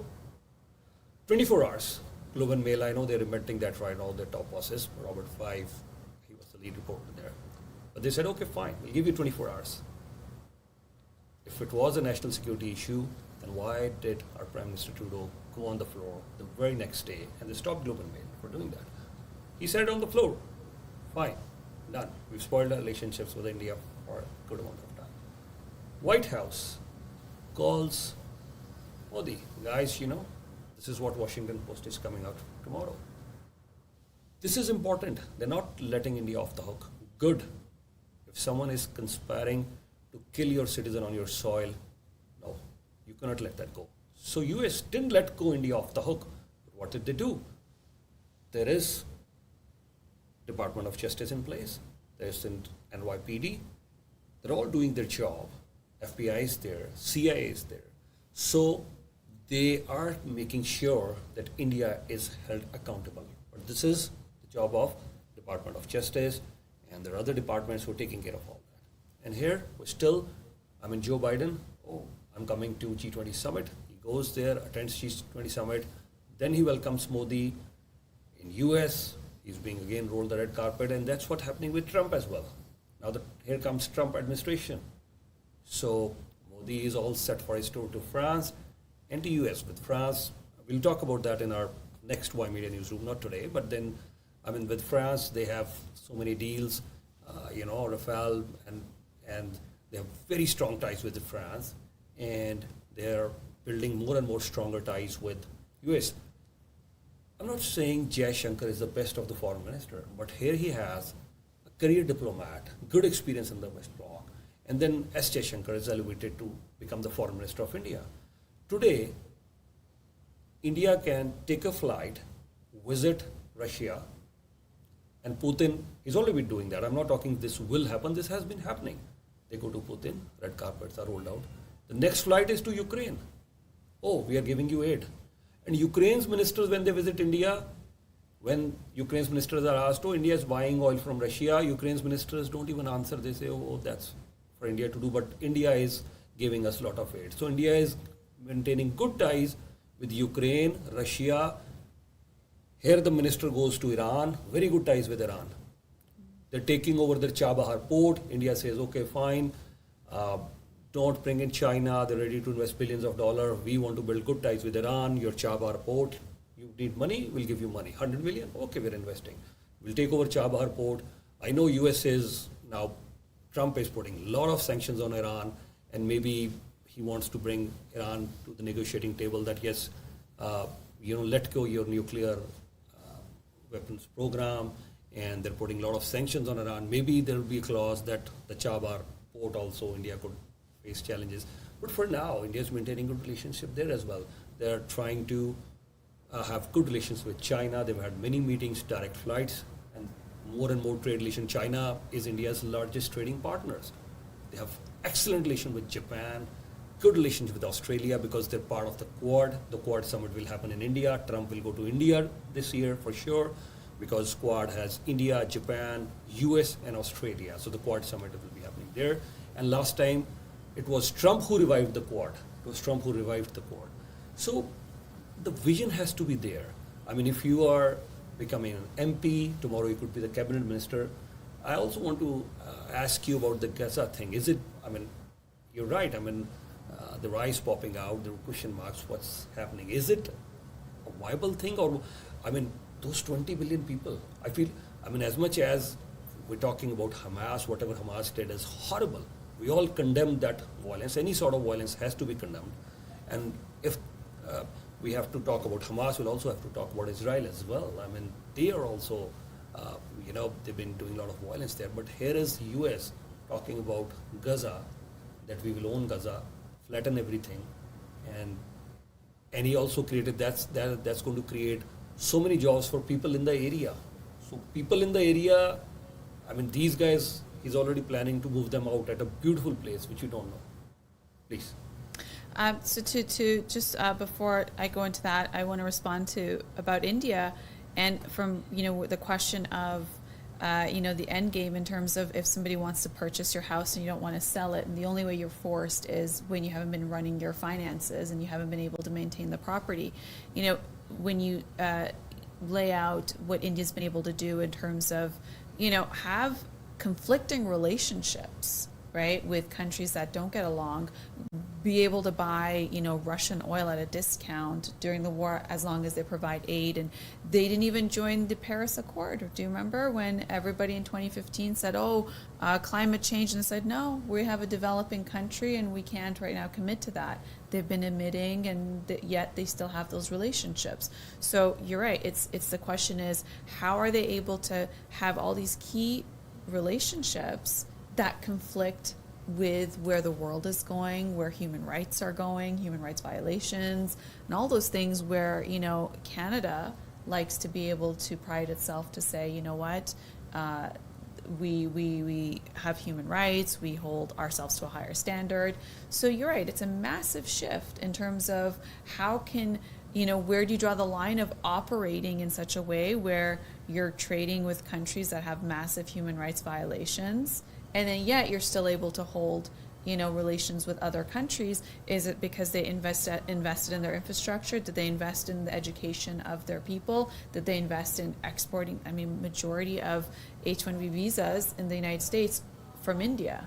I mean, what have they been doing, in terms of with their infrastructure, with their education, the rapid pace of how they're moving forward, that they can afford to do these things and no one can say, no, sorry, we don't want to deal with you. So that's very interesting. Now, when we go to what was announced, so it was one day it was there's going to be tariffs on Canada and the Canadian economy, going into a recession. And then the next day it was, okay, there's going to be a delay for 30 days. And then it was the announcement of the Gaza. And I think if you even look at his chief of staff, if you take a picture of, Prime Minister of Israel there, and then you have, everyone's shocked with what President Trump is saying. And so here's the thing. He said, Israel's going to, he said Gaza, 2 million people, 1.8, 1.9, 2 million, let's just say. They have nothing to go back to. Let's move them out. Saudi can take it, and Egypt, and Jordan, and of course they all came back and said no. And then he started sounding like the New York developer that he is, which is it's going to be the Riviera of the Middle East. It's going to be so beautiful. It's got the best climate. It's going to be this. It's going to have casinos and hotels and jobs. And, he's talking about it in such a casual way. And it also makes you realize that, again, like we talked about, he's not very, intellectual on policy. And what I mean by policy is vision, because how do you implement a vision? You need to have policies to be able to do that and understand how you would do that. It's as if President Trump, and even in his first administration, but now, watching what he's done in just 3 weeks, he floats ideas around. He just says it without taking into consideration the laws in place, the policies, the history, like the history of Canada, U.S., the history of Gaza, the Palestinians, the Israelis. It's like in a very unemotional manner, without any sort of shame, I guess, or understanding or of history or foreign policy. He just floats ideas around. And he's almost doing like a live survey, a live poll. Because his government's always like, no, we can't do this. They'll start speaking up, and they said, because he said we'll use U.S. military. They said no, we won't, right? And it's as if this is his working style. He kind of throws a whole bunch of stuff out there, and he sees what sticks and what doesn't, and then he kind of sees people's reaction. One thing he's really good at, that I have to say that governments and politicians, majority of them are not good at, is they don't listen to the people. President Trump, like we know from his first administration, he would watch Fox News, right? Like he would go on back then on Facebook and Twitter and just like comment on things, right? He was like roll off policy ideas on his social media, and it would just make everything like spin, and the market, the stock market would either plunge, or like it was chaotic, and he's still very chaotic.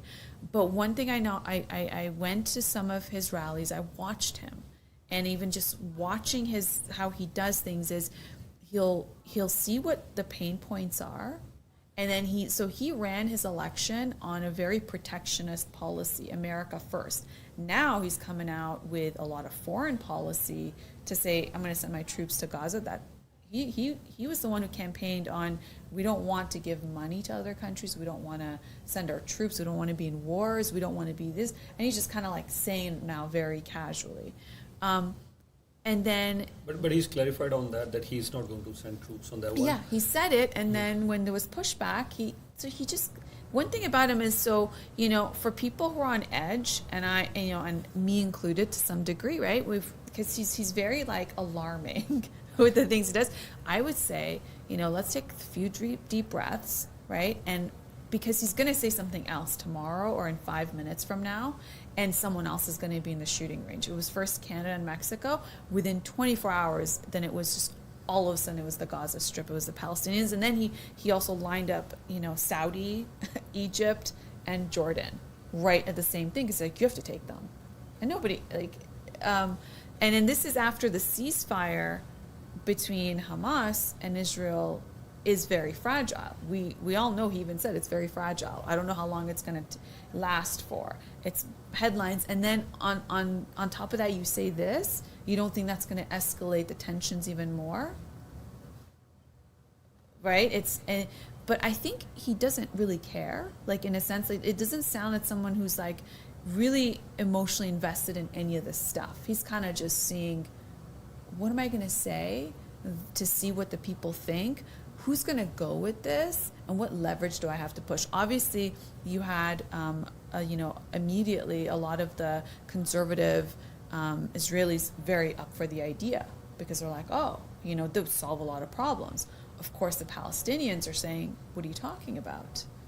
You want us to leave our homeland? This is where we live. We're coming back. And then what does that do with Hamas? Escalation. What does that do with Iran?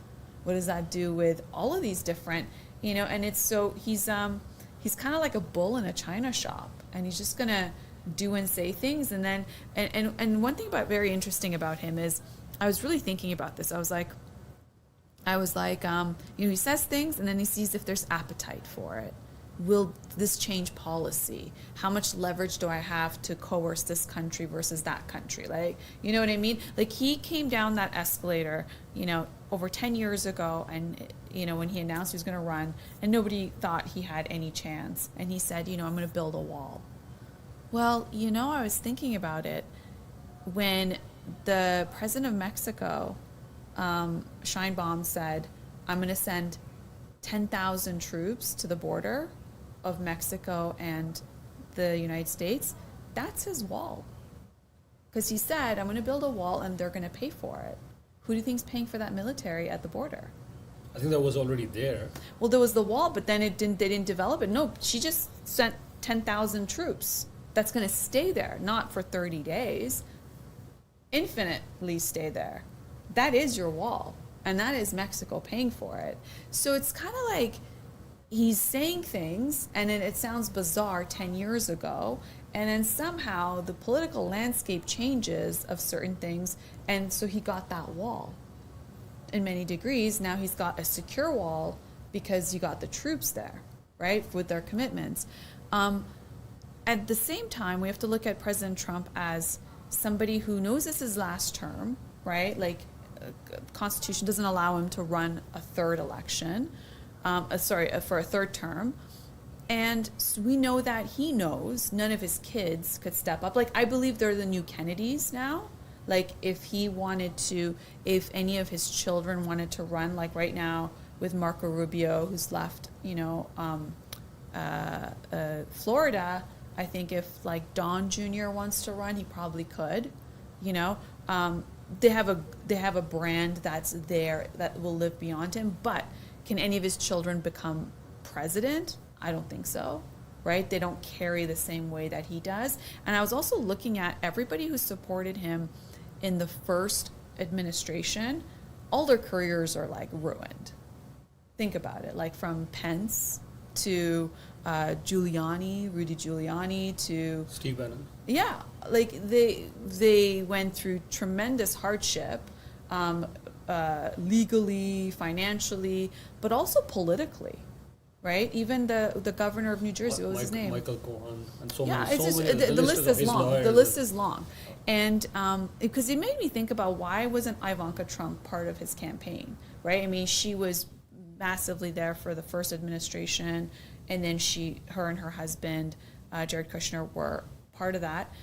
And then in this last election campaign, they weren't. But mind you, on J6, they were interviewed, right? They were ostracized by the elites in New York, you know, the socialites, and they were kind of completely ostracized. But at the same time, then in this election cycle, he had his sons a little bit more front facing, and then his daughter-in-law, who became the co-chair of the Republican party convention, and co-chair, and that, you know, she did a really great job, and now she's got a position at Fox News. But now when you look at where did Jared Kushner was the one who had proposed the idea of the development in Gaza back when he was there to, you know, when he was on that file in the Trump's first administration. So right now he's echoing something Jared Kushner was envisioning, right? But Jared Kushner is right now managing a fund of billions of dollars. I think it's about like $4 billion. I have to double check the numbers,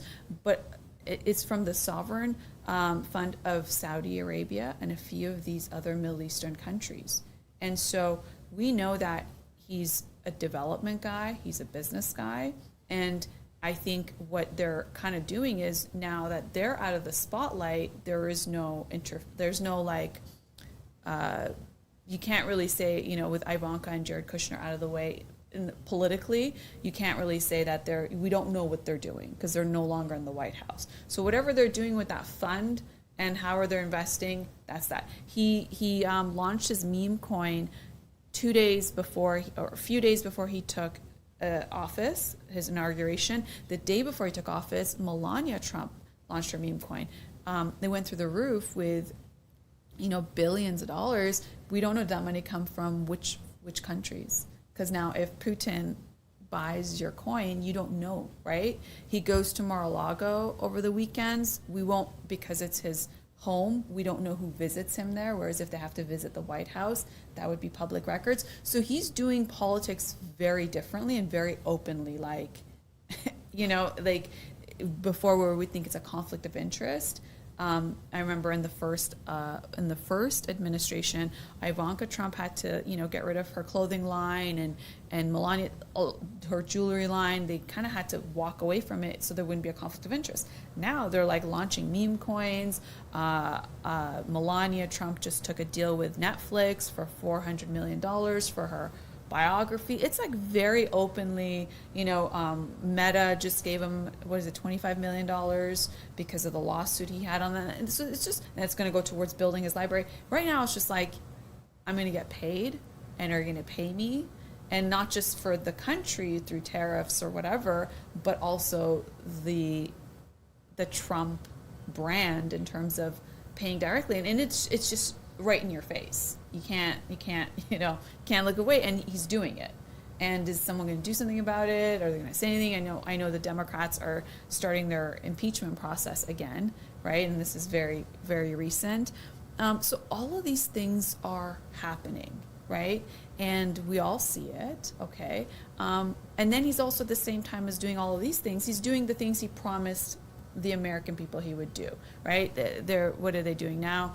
With Elon Musk, now he's the special government employee, having access to all these records. They wanted to reduce federal government employees by 10% because they're like, we need to be efficient. This is the concept of DOGE, right?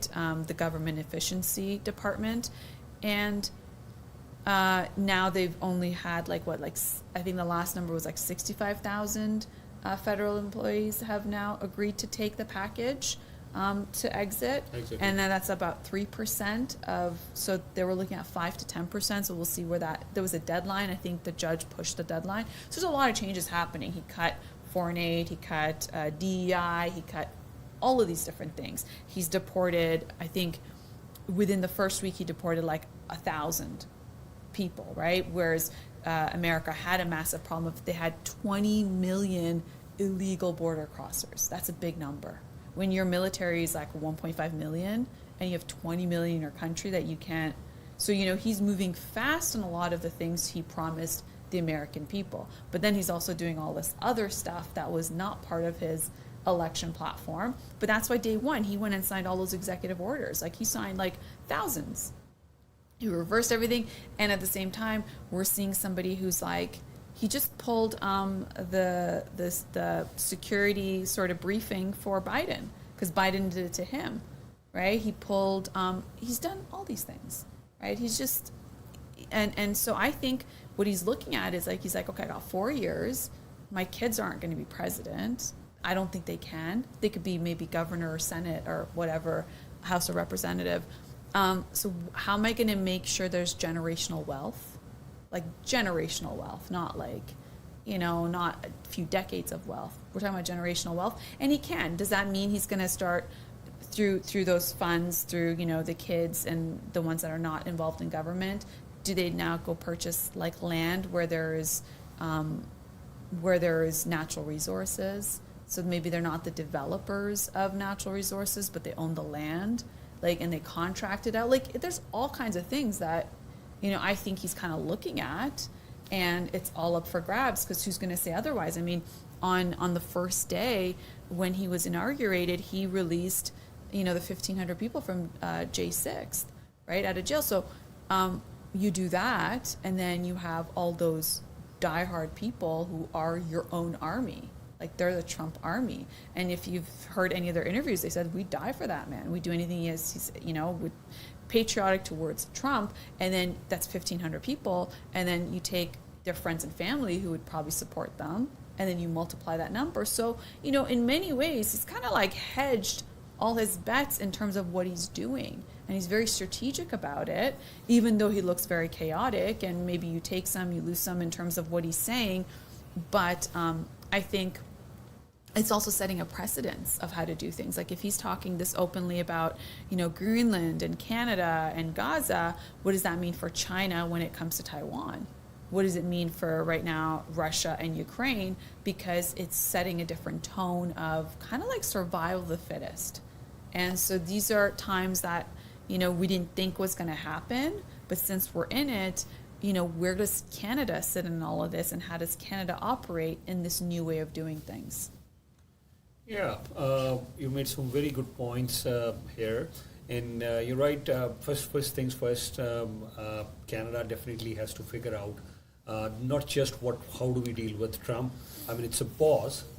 Still, you know, it's not over. It's just a 30-day pause. So we need to figure out in short term what Canada is going to do. Then, of course, the long-term planning. And as you were right, the vision actually, I would say the vision actually comes from so many different things. First things first, the leaders have to have clarity of mind. I mean, where do you want to take Canada? We all have to ask this question. I mean, if someone says, I want to become a member parliament for this country, then you have to ask that person. You could be the next cabinet minister, or someday a member parliament would eventually become the leader of a party, and they could always become the prime minister as well. So I think first things first, anyone who wants to become a member parliament, member provincial parliament, or even for that matter, a regional councillor or a councillor or a mayor of the city, you have to ask all of them, what is your vision? And vision comes from clarity of mind, number one, that you should have clarity of mind. Where do you want to take a city, province, or a country for that matter? Secondly, I think vision comes from, as you're right, you have to have a very good intellectual strength. I mean, if I do not understand artificial intelligence well enough, if I do not understand, I will not have a vision for that. I have to lay out a vision. What actually is artificial intelligence? What is the time it's going to peak? How is it going to affect us? Should we invest in this thing? How much should we invest? How can we attract capital? How can we work so that artificial intelligence works to our advantage? So there is so many things. That is what encompasses a vision. Second, as you were saying, I mean, I won't go into too much details, but Jared Kushner and Ivanka, I know they have their own things going on. She's releasing her yoga videos or exercise videos, and she kind of stayed away from the spotlight. And there was a lot of discussion on that as well. Why would she be away from the spotlight as well? You're talking about media. Yeah, I mean, one thing I just wanted to say this. Here we had Rupert Murdoch sitting in White House, and Trump was all praise for him. Rupert is a great guy. Rupert is this, and then the next thing a journalist asks, you know, in today's Wall Street, they're saying, I mean, tariffs are the worst thing that you're saying. This is Wall Street, and you have Rupert sitting over here, and you're saying Rupert is a great guy, and tariffs will work against U.S. This is what Wall Street's today's print edition says. And then Trump was answering, it's not that Rupert and I agree all the time. Sometimes we do disagree on certain things. But the point being that, yes, with due respect, I'm saying, I mean, media giants, whether it's Jeff Bezos with the Washington Post or Rupert Murdoch with Wall Street Journal, or you were talking about Fox News, that's where the conversation triggered, or CNN. I mean, 99% of the programs you watch on MSNBC, 99% of the programs you watch on CNN, they would be picking up on Trump and his policies. 99%. Every single cabinet minister, I'm not saying they're right or wrong. No, I won't say that. But you could easily see MSNBC and CNN on this side. Mm-hmm.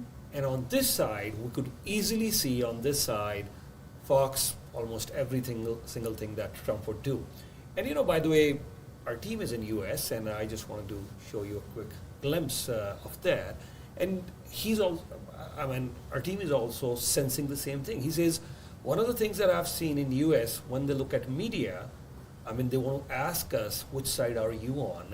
And you can easily sense that, yes, people want, even being a media, we should be staying very objective and very, very objective, but they will want to ask us, are you a Democrat or are you a Republican media?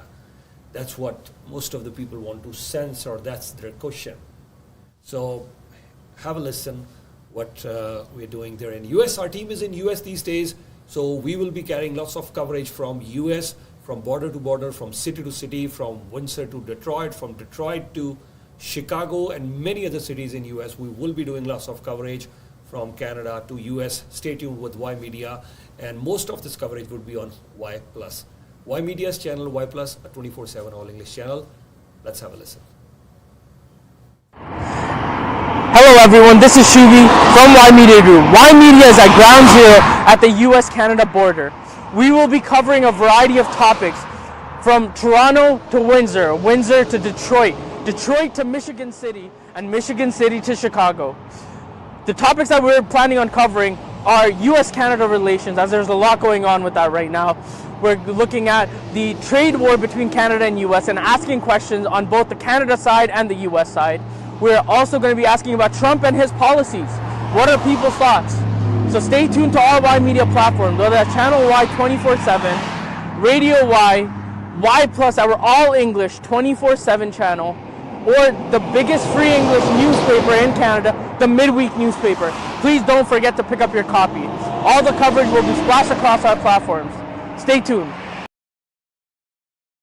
So that was Shubi and our Y Media team. They're in US, and we're going to get you lots of coverage from US. Our team is there in different parts of the city. What's happening there at the border on the Canadian side? What are the Canadians talking about tariffs and Trump and US on the Canadian side of the border? And then we'll definitely take you on the other side of the border, from Toronto to Windsor to Detroit to different cities in Michigan to Chicago. We are going to give you lots of coverage right here at Y Media. I want to bring you back here, the Liberal leadership race. We definitely know there are three frontrunners, and by the way, all the three frontrunners and their supporters, you are going to see lots of interviews right here on Channel Y and Y+, our 24/7 all English channel. More on Y+, because we're covering lots of other issues on Channel Y as well. There's elections happening in different states in India. There's a lot of discussion on India and Punjab, and there are so many things. The Champions Trophy cricket, we're going to cover a lot that on Channel Y, but on Y+, it's more of other issues. I want to talk about the Liberal leadership race, and then we'll come down to Ontario elections, and then we'll call it a day. But Liberal leadership race, what's your take? Well, right now there are 5 candidates, and they just met one of their funding requirements, which was like $120,000, and then $125,000, and then they have another one coming up soon. And they just announced their debate date. French one is on February 24th. English one is on February 25th. I think everybody wants to be able to see the debates to see because this is not just to become the leader of the Liberal Party.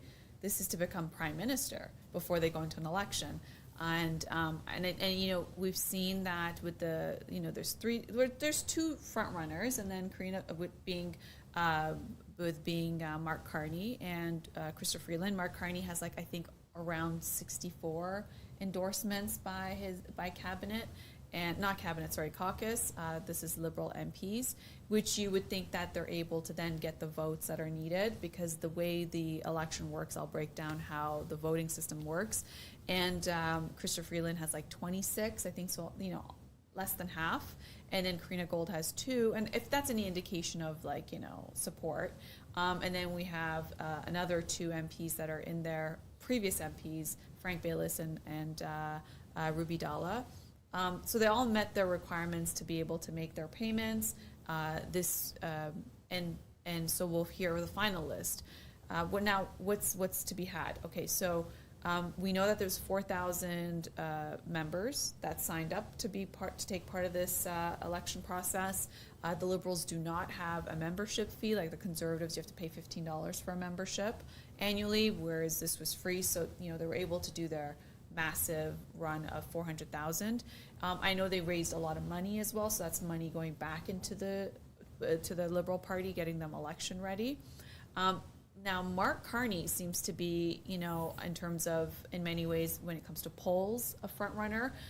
Why so? Because the latest poll that came out was, who's best to negotiate with President Trump.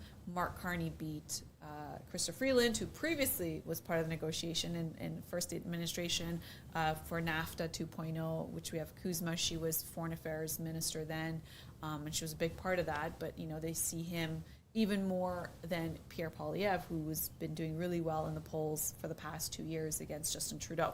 The conversation's shifted. So what does that mean? this also means that the Liberals, in a way, have made a comeback when it comes to the polls. Where so? They're doing really well in Quebec. So the Bloc Québécois numbers are down because where is the Liberal votes coming from in terms of like, I'm talking about just polls, like survey. I'm not talking about an election because we're not in an election yet. The Conservatives are very consistent at like 45% or 40%, and you have a surge with the Liberals, only like with one of the polls 6 points down, and it's coming from NDP vote and it's coming from Bloc Quebec votes. And this is, and I predicted this when I start seeing how things are shifting. This could be a coalition election where you would see maybe NDP votes or Bloc Quebec votes coming back to the Liberals or going for the Liberals because it's going to be really a two-party race. This is all because of President Trump. It's changed the narrative on so many things. It changed who the prime minister is. It changed the election process. It changed the official opposition, the Conservatives, what they were going to plan to run a campaign on. Even more so that on next Saturday, February 15th, the Conservatives are doing a massive rally. We haven't seen a rally on the Conservative side for quite some time, and they're asking all their candidates in whichever ridings they have to be able to bring bus loads of people, to probably want to have a few thousand people in Ottawa for Pierre Poilievre, who's the leader of the Conservatives, to really relaunch what their election is going to be about. All this is taking place while you have Jagmeet Singh trying to come on the air, talking about what he would do when it comes to tariffs. But all this is happening where we've only seen Chrystia Freeland and Mark Carney do interviews about what they would do. Mark Carney said, we're not going to have a consumer carbon tax. There's going to be more on the industries, so I would imagine it would be the energy industry. I'm not sure, he didn't go into too many details about that. Chrystia Freeland again said no consumer carbon tax, so that's completely off the table. Mark Carney's talking about kind of having that same sort of attitude, and same as Chrystia Freeland in terms of Canada's not for sale, we're not going to do any of this, we're going to stand up to the bully. And since February 1st, when Prime Minister Justin Trudeau made the announcement of Canadian tariffs, on American goods, we've seen that Chrystia Freeland has now come back, as well as Mark Carney, and they're saying we support with whatever the government is saying. So we don't know. So here's the thing: why is Mark Carney doing so well in the polls when it comes to the person who's best to negotiate with Trump, including Pierre Poilievre and Chrystia Freeland and the rest of them? Is because he's got a very impressive CV. Right, a very impressive resume. Here's why. He was, Bank of Canada governor, Bank of England governor, at a time where Stephen Harper, tapped him in 2008. That was during the massive recession, right? The United States economy, was in turmoil. Canada wasn't as far bad in comparison, but we saw what happened in Europe and everywhere else. So, Stephen Harper is like, one of the co-founders, or you almost forget about Peter MacKay in that scenario, but really, merging the parties on the right, with the Conservative Party, then becoming Prime Minister and just kind of being very fiscally responsible. And now he got the stamp of, it was Prime Minister Stephen Harper who put Carney in a critical time, right? So there's that thing he has. And Mark Carney comes off as a very serious person, obviously very intellectual in that sense, policy-wise. What are his policies? We have to obviously know. I think the debate will help us understand more of his policies on a broader scheme.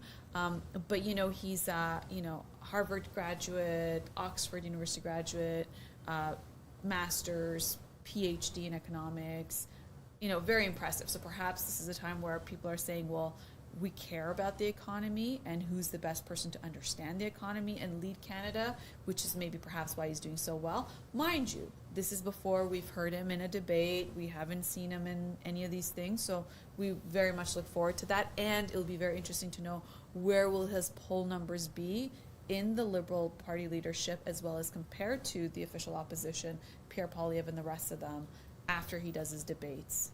But in March 9th, there's going to be a new prime minister, and that's just around the corner. So this could, go anyway. Yeah, very good points that you've made. I'll start with, the poll numbers that are being discussed. I'll start with this thing that yes, if I can recall, right at the start of this year when Prime Minister Trudeau didn't announce his resignation. At that time, the Conservatives, one of the polls that I saw, Conservatives 45%, and the Liberals were at 19%. I said, just like we had the Ontario Liberals decimated in two back-to-back elections, I thought the federal Liberals are going to be decimated this time. If you look at the polls, 45% at that time for the Conservatives and 19% for the Liberals. Fast forward that, Trudeau has resigned, Mark Carney is in the leadership race, he's the front runner, and here we have Donald Trump threatening with tariffs, 51st state and all these things, and another poll survey comes, which says Mark Carney is the most suited person for dealing with Trump, with 40% support from the Canadians. We're not talking Liberals here, from the Canadians. Okay. And a distant second, Pierre Poilievre is not 38 or 39 or 35, he's a distant second with 25%, and then distant third is Chrystia Freeland. So if you ask Canadians today, most of them would say that to deal with Trump, you have Mark Carney.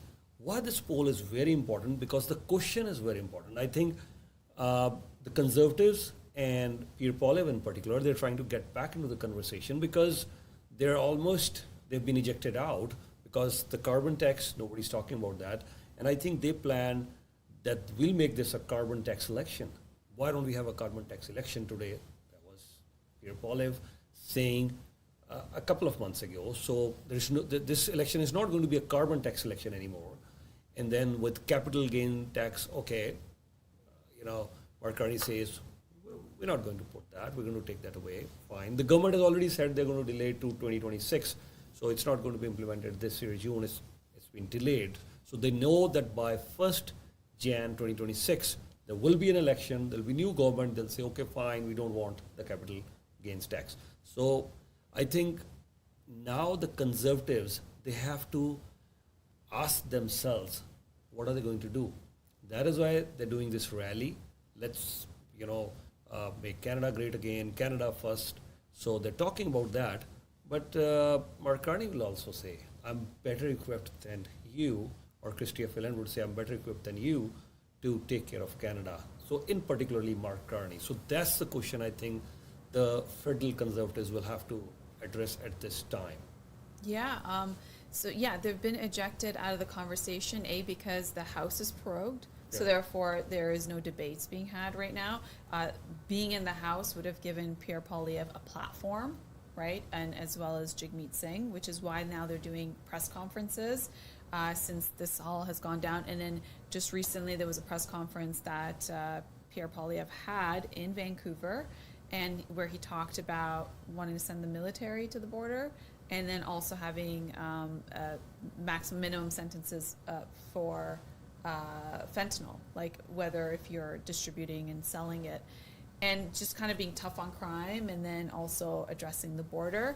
But again, it sort of didn't really go anywhere because I think at this time, Canadians are saying, okay, yeah, fentanyl is an issue, but then, there's the border measures and all this and that. Do we need, harder sentencing, for that? That's to be seen. I mean, because it is such a fast news cycle and there's so much new things happening that it's very hard to capture more than 5 minutes of airtime, right? Especially if you're not in the House and especially if you're not in the governing position, and, so you get canceled out of the public view of things.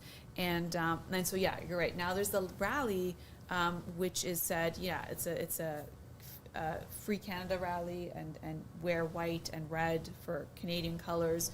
And this is going to be the rally where he's expected to now relaunch the sort of what the campaign is going to be about, what the Conservatives will do, and kind of create a momentum. Because think about it, all the Conservative base that have been, building this momentum it's been silent for a few weeks. And it's not just any few weeks. It's the few weeks where Donald Trump is in office, few weeks, not just a regular few weeks. This is like fast-paced news cycle few weeks of so much happening.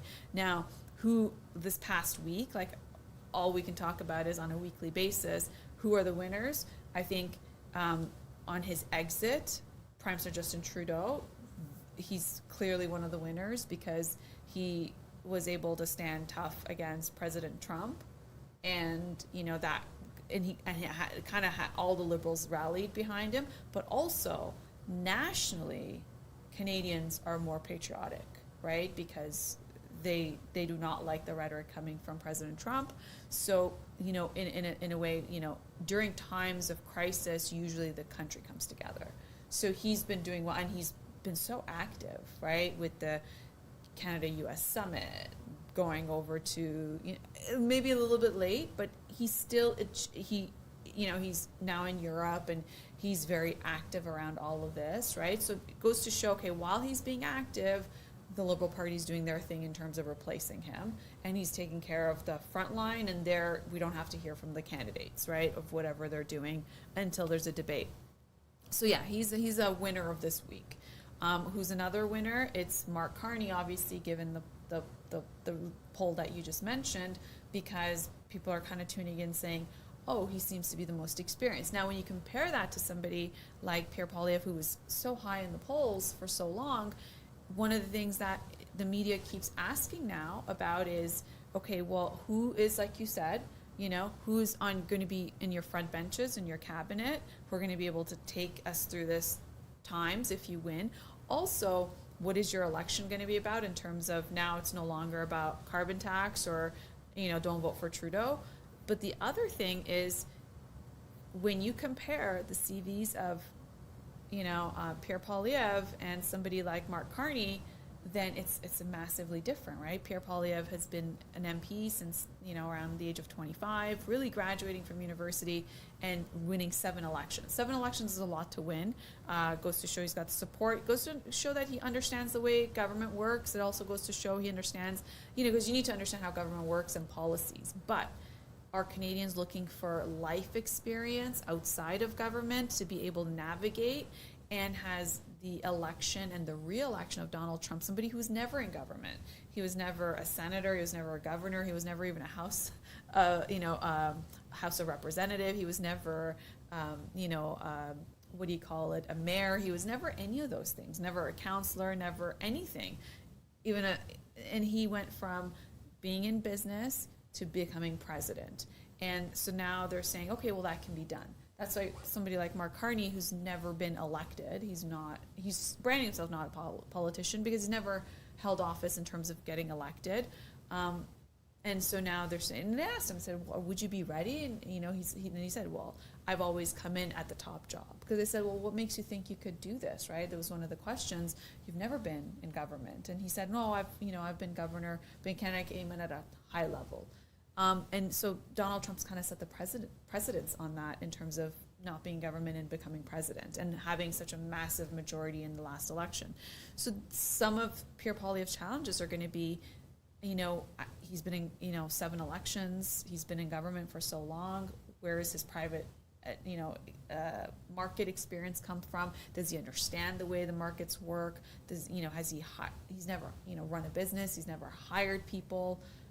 So this is going to be a challenge in terms of, when you compare that for Canadians who want the ideas, who want the vision, and who want to have the resume and the experience to follow it, right? Because anybody can say a lot of good things, but do you have what it takes? And being in the private sector, you eat what you earn, right? Like if you don't earn a certain month, you don't eat, right? And then if you have employees, you make sure they eat first before you eat, right? So then it builds in a certain level of understanding of what the common person is saying to you when you're governing a country. 70% of people are employed by small business. Very small percentage of people are employed by mega corporations, right? If you're not a government worker, you're either in a you're self-earning, right? You're an entrepreneur. Yeah, let's say you're a small business owner, but you're really the operator and the owner, or you have a small team. And so if 70% of people are employed by small business, you need to understand what they're talking about. When Karina Gold says, we haven't been listening to you, well, you need someone who can listen to you, right? Because they understand you.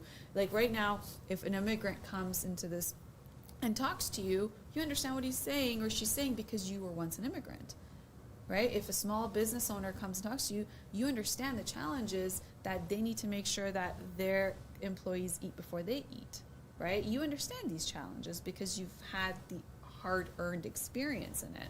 So this is going to be one of the challenges for not just the vision and understanding like policy on an intellectual level and governing, but also do you have the experience and when you have experience, you have empathy.